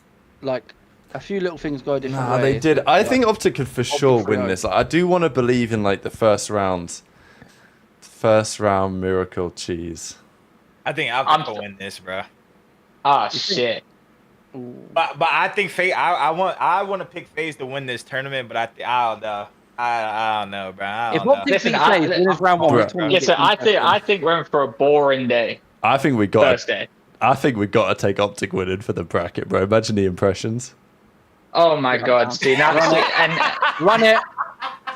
And this is why. Yeah, And this is why people fucking hate us. Nah, I'm way rap though for the impressions. Come on. Yeah, we got to do it. Adron's an OpTic fan. We can say that he voted for them. Oh, I actually went with FaZe. Yeah, we can say that it's Ronnie's fault. OpTic 3-2. Shout out Hoop. Yeah. Shout out Hook, my go. OpTic 3-2. It's not that great. Unlucky, Trey. You've been overruled. Yeah, we're lucky. What? Yeah, unlucky. Nice try. Green wall, baby. Green wall, baby. Green wall. 3-2. We got. OpTic 3-2. We got him in 5. I'm just saying. No, I'm quote tweeting that. I ain't getting blamed for that one. Only after though, like if OpTic win, I ain't gonna say. Yeah, shit. yeah, you were involved. Yeah, absolutely. Yeah, 100%. Yeah, OpTic will win it for sure. Yeah, lock it in. These guys are working on their search. FaZe lost Phil. No one else is grinding. If they do actually win though, that wins round one, it gets really interesting because they've been smoking Toronto last few times they've played. Where we go? Like, you could be OpTic in top 3. Right, I got the OpTic back-to-back. Lock in. No, this to be fair, the first round series will be pretty crazy. I will be a little bit annoyed though if Thieves beat Boston 3-1, Surge lose to Heretics 2-3, Ultra beat Ravens 3-1, and we're like, damn, we're about to win this 100k or whatever, and then FaZe win. But you know, it's all good. 20th time is a charm. OpTic going to bring it back. FaZe crashed out last year at Champs. This year, OpTic going to do it to them. They got weeks prepping for this matchup. Draz, I think it's going to be another easy dub. Like FaZe obviously the favourites, but day one at Champs there's going to be something happening. Right, OpTic advance, obviously complete no-brainer. Then we've got the 2 elimination games. Boston plays Surge in this hypothetical. You remember Surge last year where they were like pretty good, but then they still kind of bombed out of Champs somehow because they came. I think they came top 6 at Champs last year, Surge, but they were definitely better than that. Everyone thought they were like top 3 team in the game in scrims before Champs. Yeah, exactly, and they just found a way to everyone lose. thought they were good. Like, I'd go Surge 3-2. This is tough. Because last event Surge were just on some bullshit. They got 3. Didn't they get 3-0'd by Falcons? Alright, we're going Surge. Alright, I'll go Surge 3-2. I'll take in Boston, but I'm going to lean your way. Losing to Falcons is losing to Falcons when you just got back-to-back finals is unacceptable. I do think Boston, like from what I last seen, I would take Boston. Damn, it's actually pretty Boston close. The Rocker? Last event. Yes, because they could have gone out of Champs. They could have got really hairy. Oh yeah, you're right. Yeah, these guys both got fucking pissed on. I'll go Surge 3-2, bro. If Rocker got top 3 from would they finish like 6th, Boston would have missed Champs. Oh yeah. Yeah, they lost 3-2 to Rocker on the actually the 23rd of last month. So yeah, they're up 2-1. Then they dropped the dealership. They lost 2 searches. That's my boys, man. No, I think with Boston, they're going to actually put in a shift this last few weeks, and they're going to do the classic Boston and turn up and just get bopped out anyway. So yeah, aim 5, look good and lose. Yeah, if you're a Boston fan, this will be a painful tournament. It'll be another generational collapse. I've seen it before. Hey, at least they made it this year. I guess they made it this year. And also, you got to think final time for Boston. You know, after this year, that shit getting sold. So you know, enjoy it while it lasts. Boston Bleach. Okay, Boston gone. FaZe Ravens. I think we. I'm not too sure. Yeah, that one, Trey. Oh, fucking hell! Get him gone. Get him gone. To be fair, either way for Ravens, it's pretty tough. Yeah, I'd say that. It would have been the same either way. Even though they do love playing OpTic, to be fair. Get him gone. They have their head-to-head on OpTic this season, which is... I got to beat them last of which is important proceeding. Yeah, OpTic won the last couple of times they played, I think, but they beat them like 3 times in a row at the start of the season online. Or 1 on LAN. Yeah, I'm sure he was shit-talking them. Yeah, they kept beating them in minors and shit. So yeah. Alright, FaZe 3-0. Nice little advance for them. It's been a pleasure, Boston and Ravens, but we will see you next year. Maybe never again because the team will get Hopefully sold, not. as I say. Yeah, hopefully not. All right, back to the winners bracket. Oh, we get it again if this happens. Thieves Miami. Uh-oh. Super versus Scrap on main. Thieves 3-1.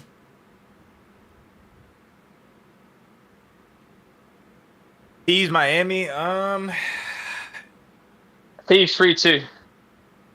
Hey, we're all taking these. I'll take these 3-0, honestly. Yeah, I'm going to give it to him 3-1. I think that, like, my feeling is that in that matchup, Thieves are going to, if they play him again, Thieves will beat him again.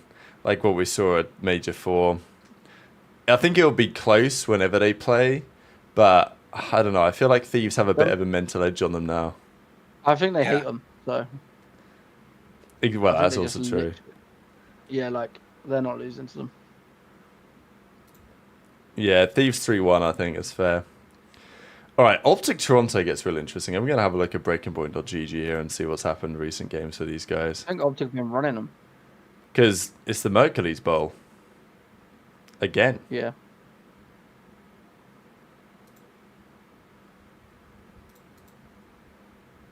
OpTic are slamming Toronto if that match happens. I agree.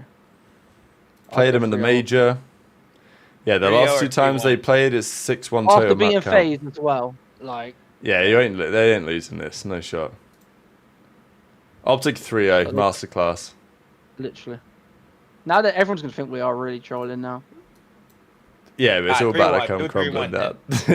Yeah, Got any three or thoughts? just in case, You got any thoughts, Trey, on the OpTic masterclass? You already know my thoughts. Yeah, my He's go. 17.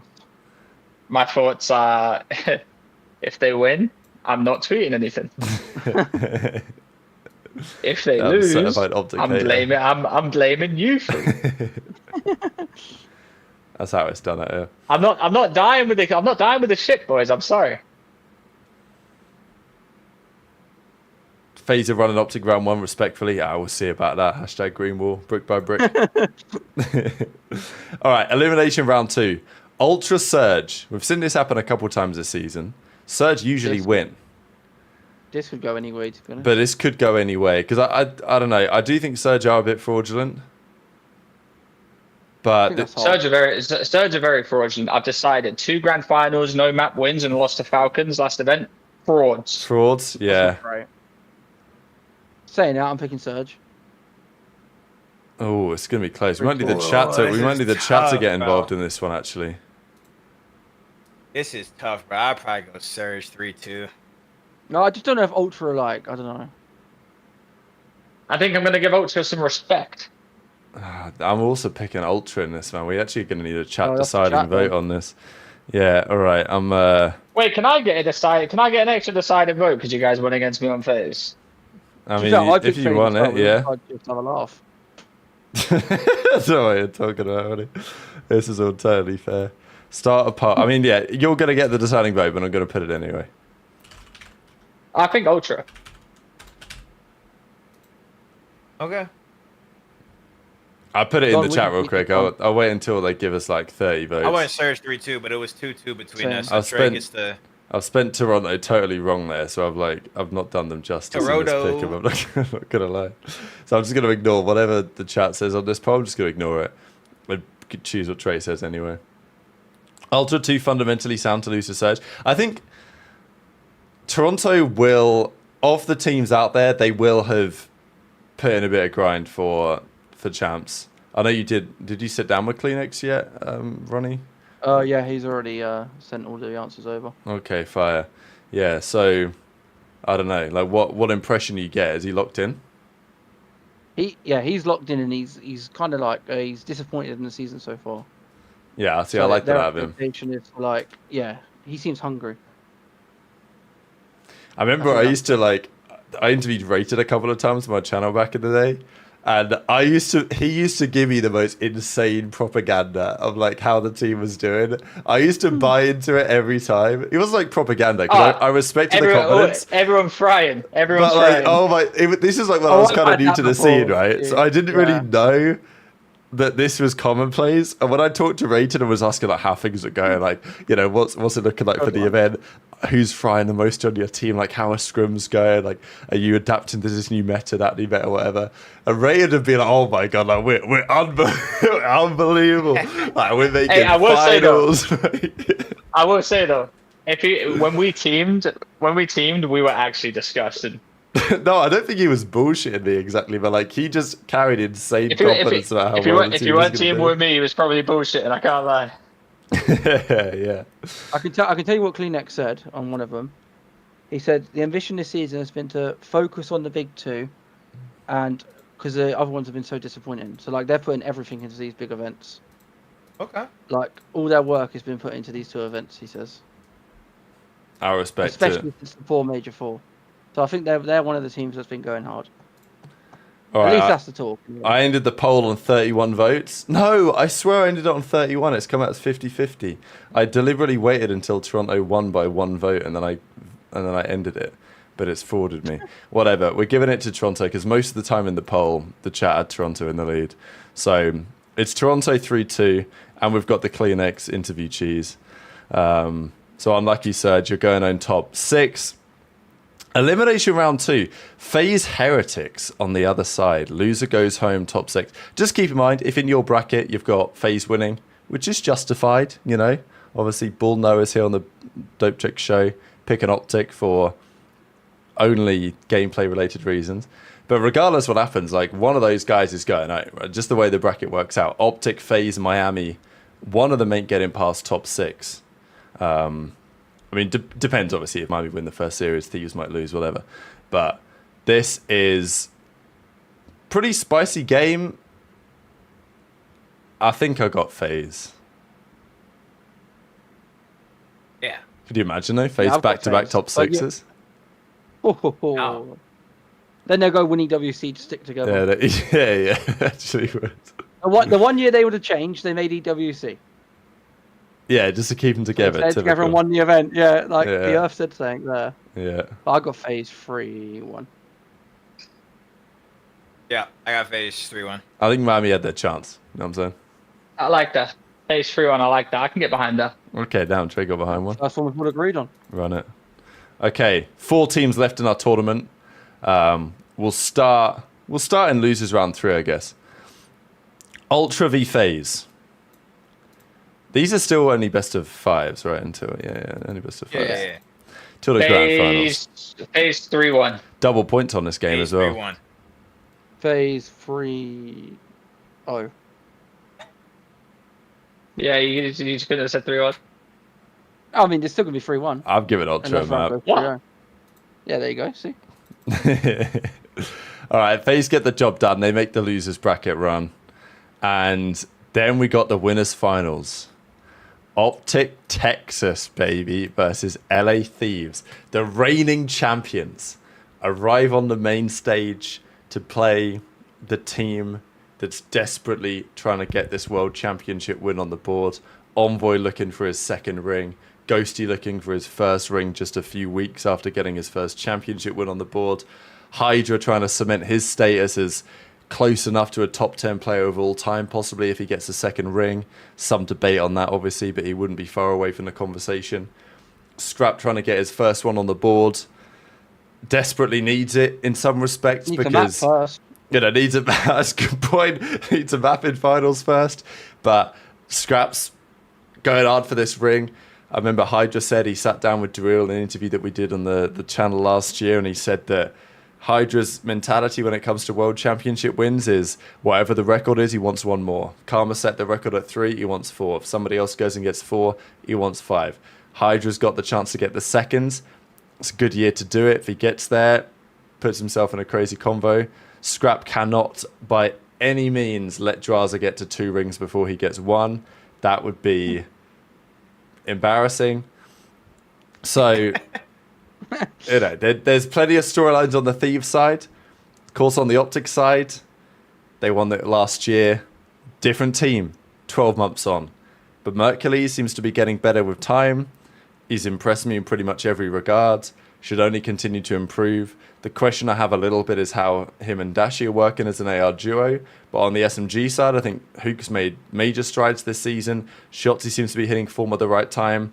If they're search and destroy, I think the search is going to be key for this team. Like, you know, when I picked them to beat FaZe, like, okay, are FaZe the favourites? Yeah, but could I see them beating FaZe? Absolutely. It just depends on a couple of factors. The reason why I think OpTic are like the dark horse team for this tournament, even if you want to call them a dark horse, which maybe feels unfair because they are literally the reigning champions, but they are the 7th seed at the end of the day. They are my team to watch just because if I look at all the teams from top to bottom, OpTic are the only team that I genuinely think like have the actual talent in there to do some damage over a longer series. I think that, yeah, could Surge, could Ultra, could Heretics beat Thieves or FaZe in a best of 5 maybe. OpTic could do that, but maybe they could also do it if their search and destroy is on point over a longer format as well. So for me, that's what makes OpTic a scary team. Of course, it's OpTic. It could also be an absolute disaster. Like, you never really know what you're going to get. But they could show up on a given day. But with all that said, 3-0. it's 3-0. Maybe not 3-0. But No, 3-1 Thieves. I do have 3-1 Thieves. I do have Thieves Yeah, I'm taking down. it. Same. All right, Thieves Nice little 3-1. story, Rab. Oh, Yeah, I just wanted to paint the picture a little bit, you know, just get a nice little background. No, listen, you've done great, but bottom line is it's a FaZe final, isn't it? Like, It is a FaZe Thieves final, yeah. Congratulations. all Yeah. this, and we know the finalists. Oh, yeah. I mean, I do think if they play again, I think that FaZe on that hot lower bracket run would beat OpTic in a rematch. I think OpTic could beat them round 1, but in a rematch, yeah. I could actually see whichever team losing the first round winning the second game when they play each other in the Elim final. I wouldn't be surprised if that happened. What, you mean like OpTic or FaZe could like make the run? Yeah, like whoever back here? wins. Yeah, like they switch. Yeah, I see what you're saying, yeah. But I think we're taking FaZe. Yeah, 3-1. I give OpTic a map in there. To be fair, top 3 champs for OpTic considering. That's it's really not good. well. Yeah, exactly. Like they've made the year a little bit more respectable with top 4 and top 3 to win it before EWC. Yeah, and then they get World Cup. That's only, okay. that's only in our bracket, though, boys. Well, that Nah, is this, true. this yeah. is the 10k bracket. What are you talking about? Yes, it's 10k. Well, I've seen the script. I've seen the script. All right, and then we got the finals, right? Yeah, the finals. One It's, day best of the of 9. finals. Best of 9. Grand finals. LA Thieves, Atlanta FaZe. The two I've had best FaZe teams. winning The two for deepest the map longest of pools times. you have.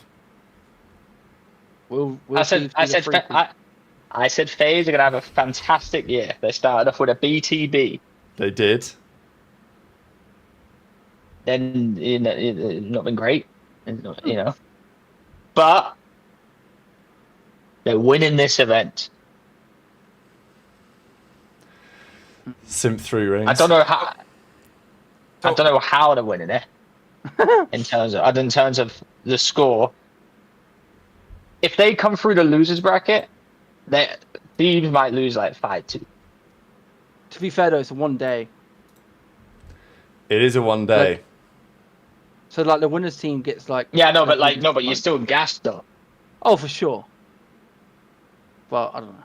Like I said, so Rab, my answer hasn't changed all year long. I've always said FaZe are gonna have the best year, and the only way they have the best year this like between now is if they win champs.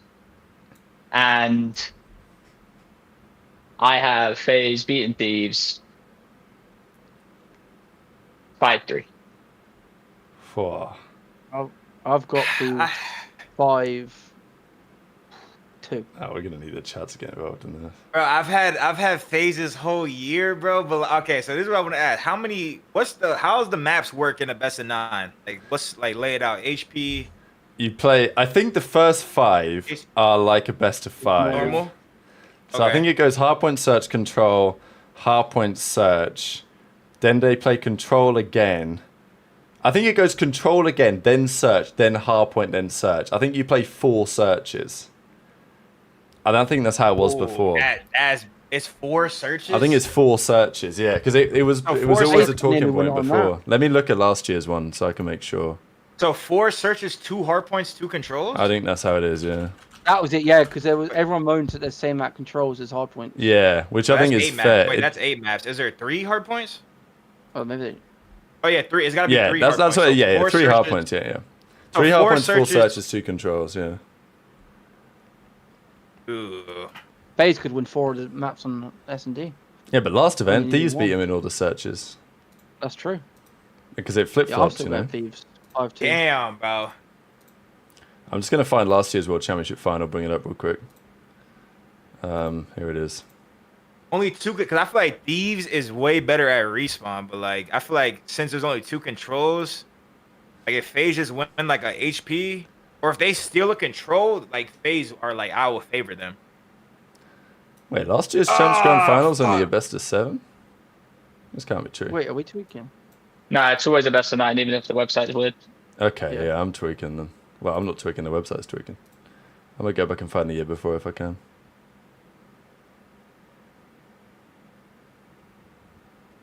That was 5 maps. You just can't see like the end, Yeah, I was just trying to see like the full veto or whatever. the full veto and shit. But yeah, I'm pretty sure that was still true. All right, I'll COD go Champs FaZe. 2023. I've been rocking with FaZe the whole year. I just feel like I'm Thieves is a threat, bro. Thieves, this shit is neck and neck, bro. It's very neck and neck. I feel like Thieves gonna win this shit, bro. This is my take. I think Thieves are a better team, but I think FaZe are a better like impact team in terms of like, you know, you catch you. I think Thieves are a better team, and I think Thieves is a better team like in the game right now based on teamwork. But I think FaZe, like if they have like I said, if they have that loser bracket run, like they ain't stopping.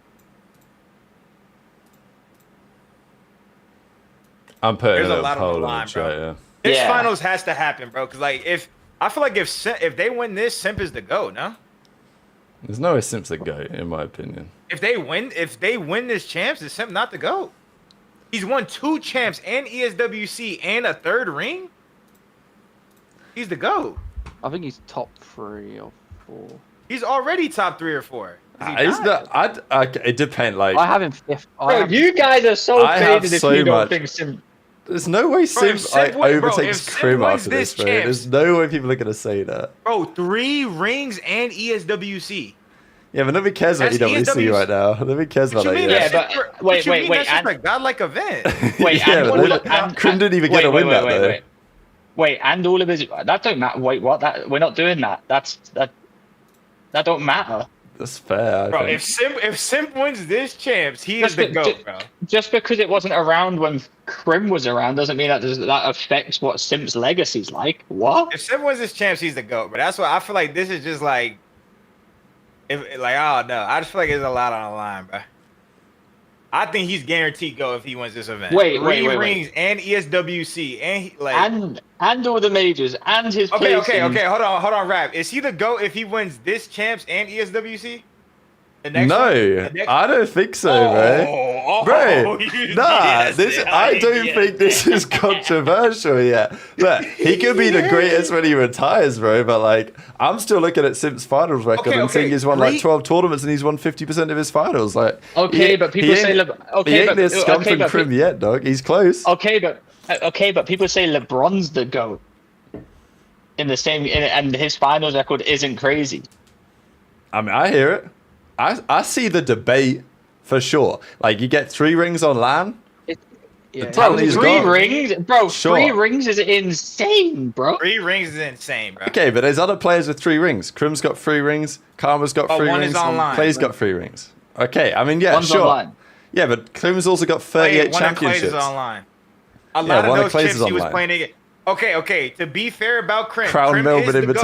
Invitational. Crim is the GOAT, but that 38, there's about at least 9 of them bitches that's just not even American players went to that shit. Or like that online tourney back in whatever the game was that people still count for some reason. Frag It Cup, was bro. yeah, the Frag Frag Cup is a Cup. chip. Yeah. Frag Cup's a chip, bro. That's Frag Cup is less like. I that's might- less I might- dope I than might a have to start fucking doing that. 5K. Bro, if I might just start putting that 2Ks in there. if they're counting the Frag Cup as a chip, because that's what he is.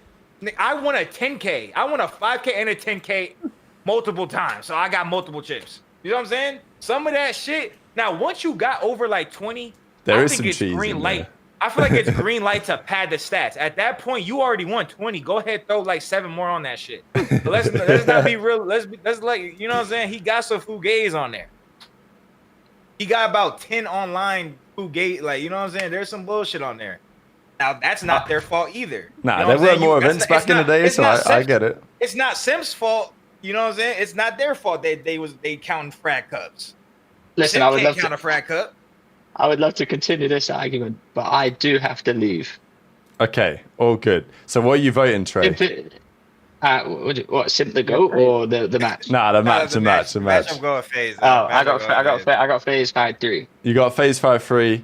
Don's got FaZe.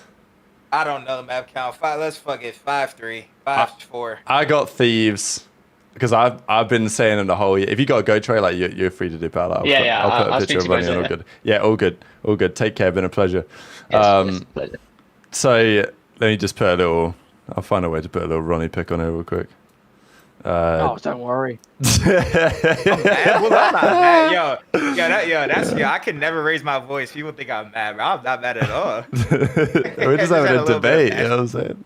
Yeah, well, I'm not mad at all. Yeah, good ass debate, I think. It's honestly interesting, like, because I saw someone say that about Simp being the GOAT if they won. I was like, nah, no way. But I haven't changed my mind.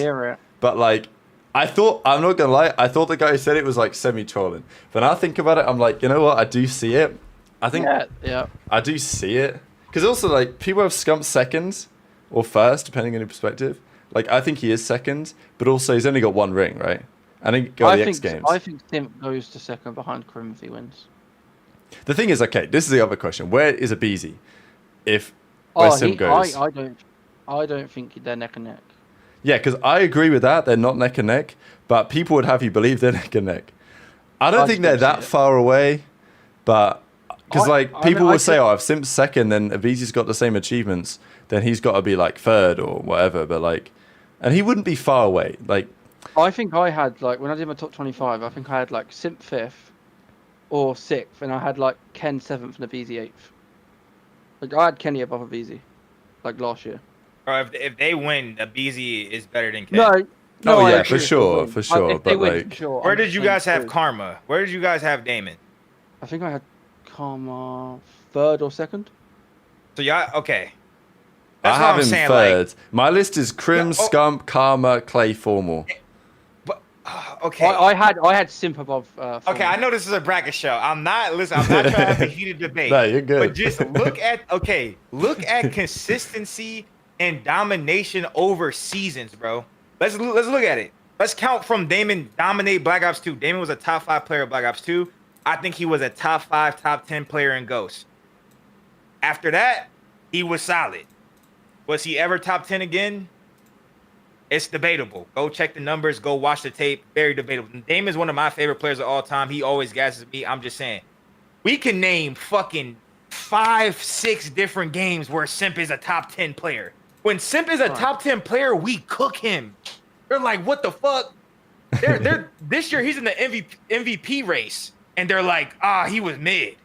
What the fuck? Like this Simp's work. This is, let's say it's BO6 Simp. BO6 Simp is better than AW Damon, BO3 Damon, IW Damon. Besides champs, IW champs, Damon. See, Damon was one of those guys in the moment champs on the line. Damon is godlike.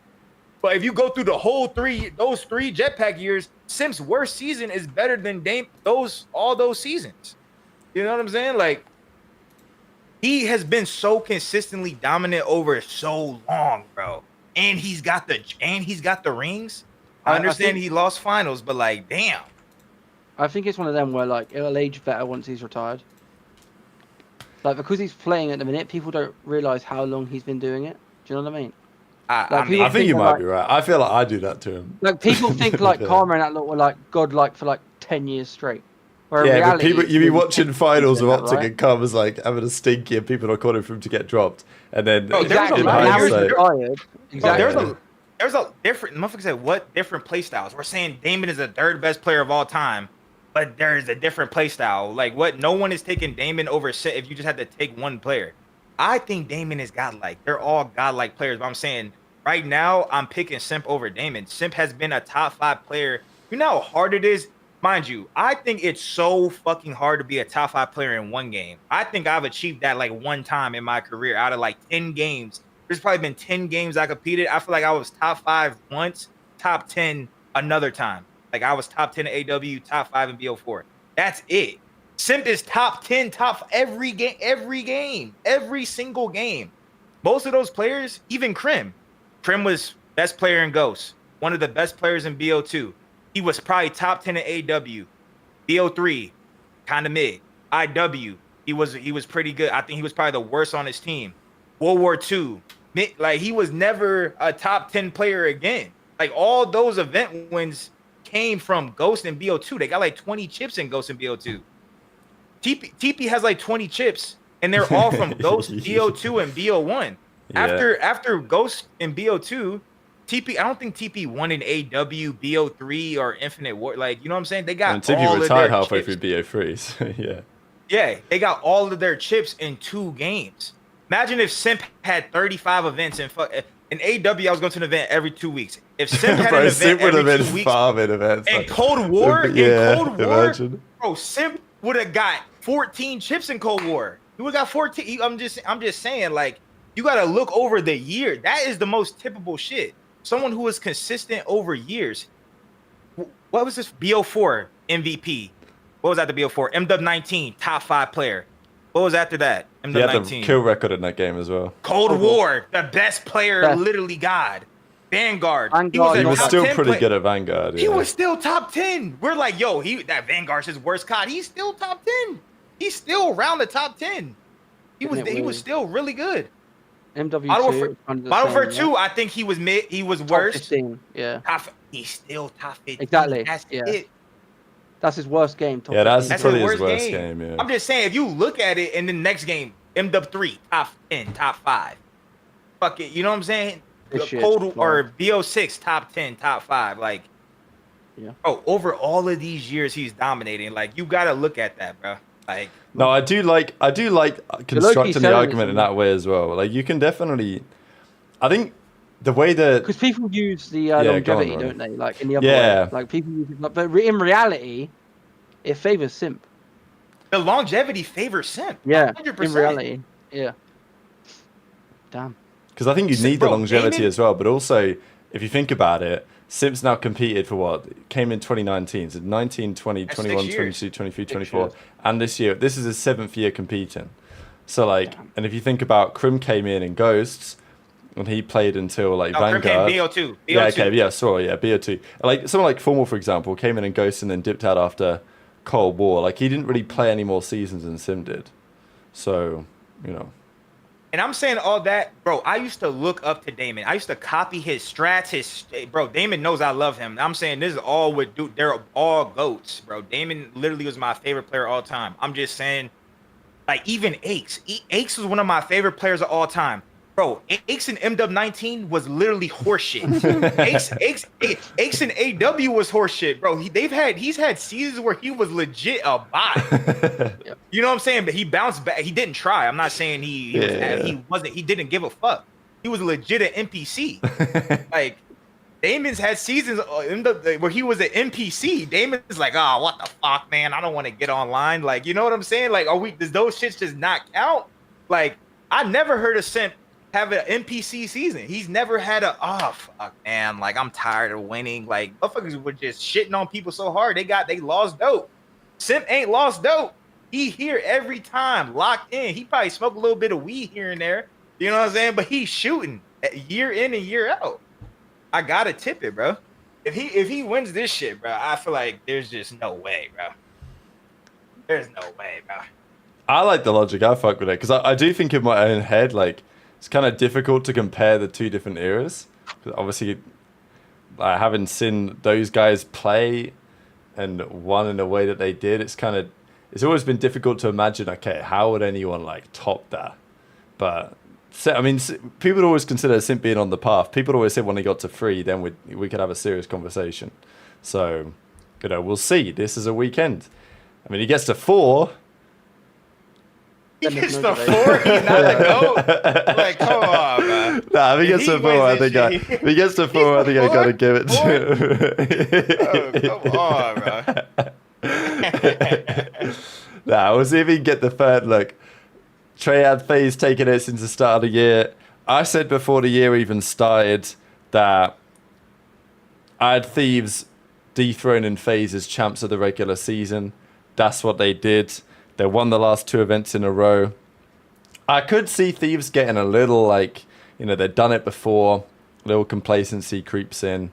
I'm a little bit concerned about that first round game against Boston. It sounds ridiculous, but like, it's the type of game that they could. It's the same thing that happened at Major 2. But I think, lost, right? I think because Major 2 happened, it won't happen again. I think that's my opinion. The Major 2 was a key turning point. I said this before on stream and on the channel and stuff. I talked with their performance coach, Ryan, after they lost at Major 2. They had like a booth set up there. They had a whole family there. And the guys came back and they were like hella depressed after the loss and whatever. But Ryan was saying that they sat down after they lost there and they had a serious convo. And they effectively realized that they thought they were at a certain level, and they were at a certain level in terms of potential, but they weren't executing the way they needed to execute. And he said that was the most productive conversation they had all year, just after they lost Major 2. So I was not surprised that they came into Major 3, Major 4, and have been undisputedly the best team. FaZe have been very close, but 2 events back-to-back, Thieves have proven that they're the best team. I look at the Thieves team, and I don't see how you make it any better. And just in terms of what everyone does for the team. So I think they're going to win. I think they've got all the pieces. They've also got the deep map pool. They've got the search and destroy. They showed that at Major 4. But as you said, Don, earlier, like, we do need this final in the sense that these are the 2 teams that have dominated the year. And as a result, we need it to close out the tournament, this right? Finals, bro. It would be a shame if we didn't get this finals. It'd be a true shame. All right, I'll need to see what the chat says here for this little grand finals. I'm going to end the poll right now, see what happens. Because I'm actually not sure what they voted for. Oh, chat has gone 68% Thieves. Damn, okay. Interesting. Interesting. I mean, bro, they, like you said, I do agree with you on the point where like they have looked like the better team, like by far. Like they just look absolutely dominant. I'm pretty sure they've been dominating scrims. It makes sense. Thieves are the favorite for sure. They're the favorite for sure. I do think as well, like, Simp has also been great this year, probably 4th best player again, something in that kind of ballpark. But I do think that Thieves just have the 2 best players. I think Celion's damn good, but Scrub and Hydra have been the 2 best players with a bit of margin over the last couple of events. It's kind of tough to stop that when you've got Envoy and Ghosty also been very consistent in doing their job right. So over at best 9, I think we're going to see that. The chat says 68% or whatever, which I think probably equates to, we can maybe say 5-3. Something in that kind of ballpark. I think Ronnie was pretty much in agreement as well. The thing is, with FaZe, they never, ever go down easy. That's another thing that I respect Simp and Abizi and those guys about, is that even though, their grand finals record hasn't been great, they've lost some grand finals over the years they probably shouldn't have lost and all this. Obviously, they've made a shit ton of them, which is commendable in its own right. But like, you can't really find a grand final where FaZe got bopped out of there. Very, very rarely.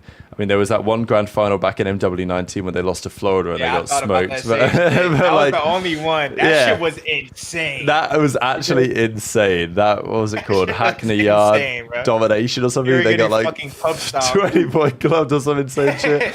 Yeah. But like, and that was okay. It was online, like whatever. But on LAN, even like in Vanguard, like I'll just one more thing. I was gonna say even Vanguard champs. Were you thinking Vanguard champs or which event were you? No, I was gonna go OpTic Major 1.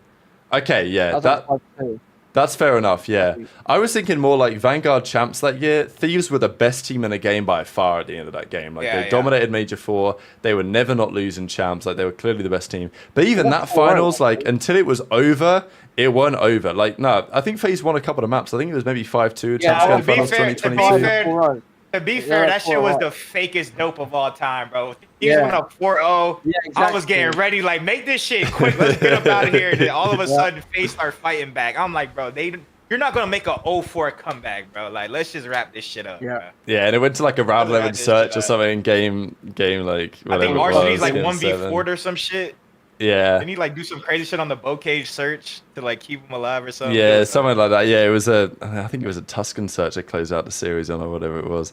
But anyway, that was like when FaZe make a finals, you know it ain't gonna be over in an hour, right? Like they are gonna make it interesting, and until FaZe go down, they're never down. So like they can always win. 100%. But Shafiel says it was definitely over. Anyway, that is the bracket that we have put together, ladies and gentlemen. I'm going to save my predictions, submit my predictions, and it's all locked in. So there we go. This is the $10,000 bracket. Thieves 3-1 Miami. OpTic 3-1 Ultra on the second round. Let me back up real quick. That's not the important round. Oh my god, this UI is so terrible. Okay, here we go. Thieves 3-1 Boston, Surge 2-3 Miami, FaZe getting 3-2 by OpTic but still making finals, Ultra Ravens, Ultra win that one. So we've got Boston and Ravens coming top 8, we've got Surge and Heretics coming top 6, Ultra 4th, OpTic 3rd, FaZe 2nd, and Thieves winning the championship. So yeah, there we go, ladies and gentlemen. It has been an absolute pleasure to join all of you today. Hope you guys enjoyed the show. Yeah, a little 2-hour 15 show going into the World Championship. So I was pretty close to ended up being out there for champs. It was definitely a good, strong possibility. In the end, a couple of things came up, and I thought it probably made more sense to come back. And don't necessarily regret that for now. I'll probably regret it during champs weekend. I'll think, damn, it could have been fun. But yeah, I would have probably gone if I hadn't gone to Montreal for the F1, but I was like, staying over there for like 3 weeks is tough. And it's in Kitchener. Like, respectfully, if it was in Toronto, I would have been there. If it was Toronto, I would have been there too. Yeah, I would have been there. I mean, like, you know, Scump and that, they're just doing their watch party from Toronto. It's actually pretty funny, like, to listen to them talk about it. They're running their watch party from Toronto, but they're going to do some meet and greet in Kitchener. But their meet and greets are going to be, they drive up to Kitchener, do the meet and greet, and then drive back to Toronto to do the watch party. Yeah. So, you know, I kind of respect it. But yeah, quickly, Connor, where is Hydra all time if he wins champs with another MVP? I guess you can take your argument as well here, Don, right? And you can say, well, if, because Hydra's now, okay, he came around a couple of years after Simp. He came in 2021. 2021, he was... maybe he was a top 15 player, something like that in his first season. He was pretty good in Cold War, but wasn't as. And in Vanguard, he was probably. I mean, yeah, he probably 15. became. I would say maybe top 10, but yeah, not. Yeah, he was good in that Vanguard kind too. of, probably like, and then since then, obviously, he's just been godlike every year. 5. Yeah, top 5, like bare minimum, really. So by the I feel same like logic, Hydra, yeah. I feel like he will end up in the top 10. I mean, with two, if he I think wins he's close. MVP, If he wins this champs and MVP, if he like, wins might this, have to he's beat, very yeah. close. I mean, I just feel like I would probably put him. I would He's probably like put him cap and stuff. around where Kenny is, but I mean, I feel like Kenny has like a season MVP or season rookie of the year or whatever. I think Hydra has a season MVP too. I would just have to see if he has more chips than Ken. But if he had more chips than Ken, I mean, bro, like he's I mean, Ken's probably had like what World War II. He was MVP. Like people would vote him as the best player. Vanguard, he couple got oth- champ MVP.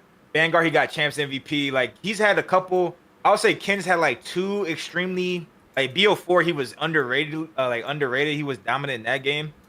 But ever since then, I wouldn't say Ken has had like dominant game. I value dominant games, and Hydra, he's had some fucking MW 2. Holy fuck! Since MW 2, because it went Vanguard MW 2, right? Yeah. Yeah, so this is like his 3rd game in a row where he's top, like he's MW2. I think he was the best. I think he won MVP. Oh yeah, it wasn't even close, MW3, to he be was at honest. least like top 5. Yeah. And in this game, he's top 3. You know what I'm saying? So 3 games dominant back to back, you're right there. You know what I'm saying? If he wins this and someone said he's top 10 all time, I would be like, fuck it. Because, bro, I'm telling you, that shit is so hard. Think about it, game to game, like mechanic. There's so can much just be changes different. in this like Yeah. in this esport. You know what I mean? Like it's not something you really think about so much in other games. Like obviously people do think about, okay, where was he in? Like in Counter-Strike, people say, okay, where was he in the HLTV rankings year after year? Which is kind of a similar analysis, but I think in COD, it's even more. It's interesting you mention it because in CS, people will say, okay, where was he in the HLTV rankings? Okay, who really cares? How many chips has he won? But in COD, it's like, well, the game changes are so much more significant that staying at the top level is more impressive, I guess, is the It's argument. so really. hard. Yeah. Because like you could be godlike at BO4 because you have extra HP and you could throw good shoulders and stem and you know how to finesse. Then you go play fucking Modern Warfare 2 where you poke out for 1 second and you get headshotted and you're dead. No red before dots, you you even know. fucking with no red dots. You know what I'm saying? So like there's so like having dominant games back to back to back. Like even something someone said about AG this year, which we don't know if it's true because whatever. But like people are like, damn, this is AG's first Black Ops game, and it was his worst, like that we saw, and it was his worst game. You know what I'm saying? Like it can just happen from certain games you play. Like Kenny last year, I would say Kenny last year was top 15, top 10. Yeah. This That's the year, best CDL game. he's top. People would say he's top 30, top 40. You know what I'm saying? Like that's just it's sometimes like the game shift. It's so hard to just be, oh, you're MVP. Damn, next year you're in the MVP race. Damn, next year you're in the MVP race. You know what I'm saying? That's like some super respectable shit. So I know think what Hydra's Krim would up say. there. Krim would say that it's all slide cancel cheese. Every game nowadays plays the same. The movement's the same. Mechanics That are the is same. true. The slide cancel, yeah, I get it, but it's still little differences. Like the extra HP to me is such a huge difference. Like a huge difference. To like I feel like a BZ and Simp are better at games with more HP, but they still have been tippable in games where the HP is lower. You know, so. I did just miss a super chat from Dean, so I'm going to go back to it real quick before we close out the show. If FaZe bop out top 6 again, who the hell do they drop? It's got to be MC. Surely you're not dropping Draz or the Terrors. I think, first of all, even if FaZe do drop out early, they're going to play... yeah, exactly. They're going to play the World Cup again because they did the same shit last year. If they don't win that and also they bop out of champs, then it's a good question. I think there's a few interesting things in the FaZe camp. I think they'd be stupid to get rid of Draz personally unless there is still some like personal stuff or whatever happening behind the scenes. Celian's probably been their best player this year, so that's that. Not saying you can't get rid of him. Cell was the best player last year, and I think if they didn't win EWC, they'd have made They a were change. probably getting rid of him, yeah. So I think it's not impossible. I will say that the FaZe situation to me is like slightly complicated by just what could happen in the market. Like FaZe aren't running events, right? Atlanta Esports Ventures, I don't know what salaries the FaZe guys are on. I'm sure it's nice. The point is... It's not Falcons. It ain't Falcons, right? So, like, depending what happens in the market, it's not like the FaZe players are totally beyond reach. Obviously, they're going to want to play with each other because they're going to want to win. But, like, I don't think those guys are totally... It's not out of the realms of possibility that you could go to FaZe with a bag and you could make something happen, I don't think. And you've got to... I mean, I don't think OpTic haven't got that sort of money, but you've got to remember, Shotzi's probably looking for 2 or 3. Like... It depends on what happens, FaZe, yeah. You never know. You know what I mean? Like, it could get really interesting, or it could be boring and they all stick. Yeah, like, I mean, there's only idea. I agree with you guys. I mean, there's only a couple options for those guys. I feel like they either stick, their team is perfect, they should stick. But I think if OpTic or Falcons come with, I think those are the only 2 teams that have a chance. OpTic and Falcons. OpTic would love to have Simper or a BZ or Celium. Yeah. They've already offered Draz, and Draz obviously went to FaZe. So OpTic would love to have fucking a BZ, Simp, and Cell, and so would Falcons. So definitely those 2 are, I feel like, are the only teams that have a chance to do anything. All right, gentlemen. It's been a great show. Thanks all for joining us today. Had a lot of fun. Did our bracket predictions. We're locked in that 10K. Ronnie, thanks for joining us. Thanks for the great work on the site recently. And yeah, we'll be back. So this week, Trey's going to be out there live out of Kitchener. I'm going to try and figure out if I can get him like a little microphone or something. He could maybe run a little bit of content for the boys. Other than that, I think he's going to be representing Dope Check on the little Toronto watch party that they're doing with Benjay. I think that's going to be their plan running out of there. So yeah, it's going to be good to have COD finally back. We're going to be running some pre-shows here on the channel, of course, this weekend. I'll be there. Who else is there? We'll see. If Trey can join on his phone, we'll figure someone out. But yeah, absolute pleasure as ever. Hope you guys all enjoyed. Don, final thoughts on COD being back? It's good, but you know, it's been a while. Hopefully we have a good event. We got some good matches. I'm gonna be watching from home. So if they start doing some bullshit, guess what I can do? I can just tab out. So I'm gonna have a great time, man. I'm excited. I'm excited to get into ESWC and just close this season out. And Ronnie, you're gonna be up here. Yeah, I'm up in Manchester with my mates watching an Airbnb. So if it's rubbish, we can just go to the pub. Just like hit me up, I'll come through. Like I'm only down the road. So Exactly. There you go. So chat, if it's rubbish, you know where we'll all be. Yeah. Absolutely. Down the pub. All right, gentlemen. Absolute pleasure. Take care. Drop a like. Drop a subscribe. Thanks, PrizePicks, supporting the show. We'll see you next time.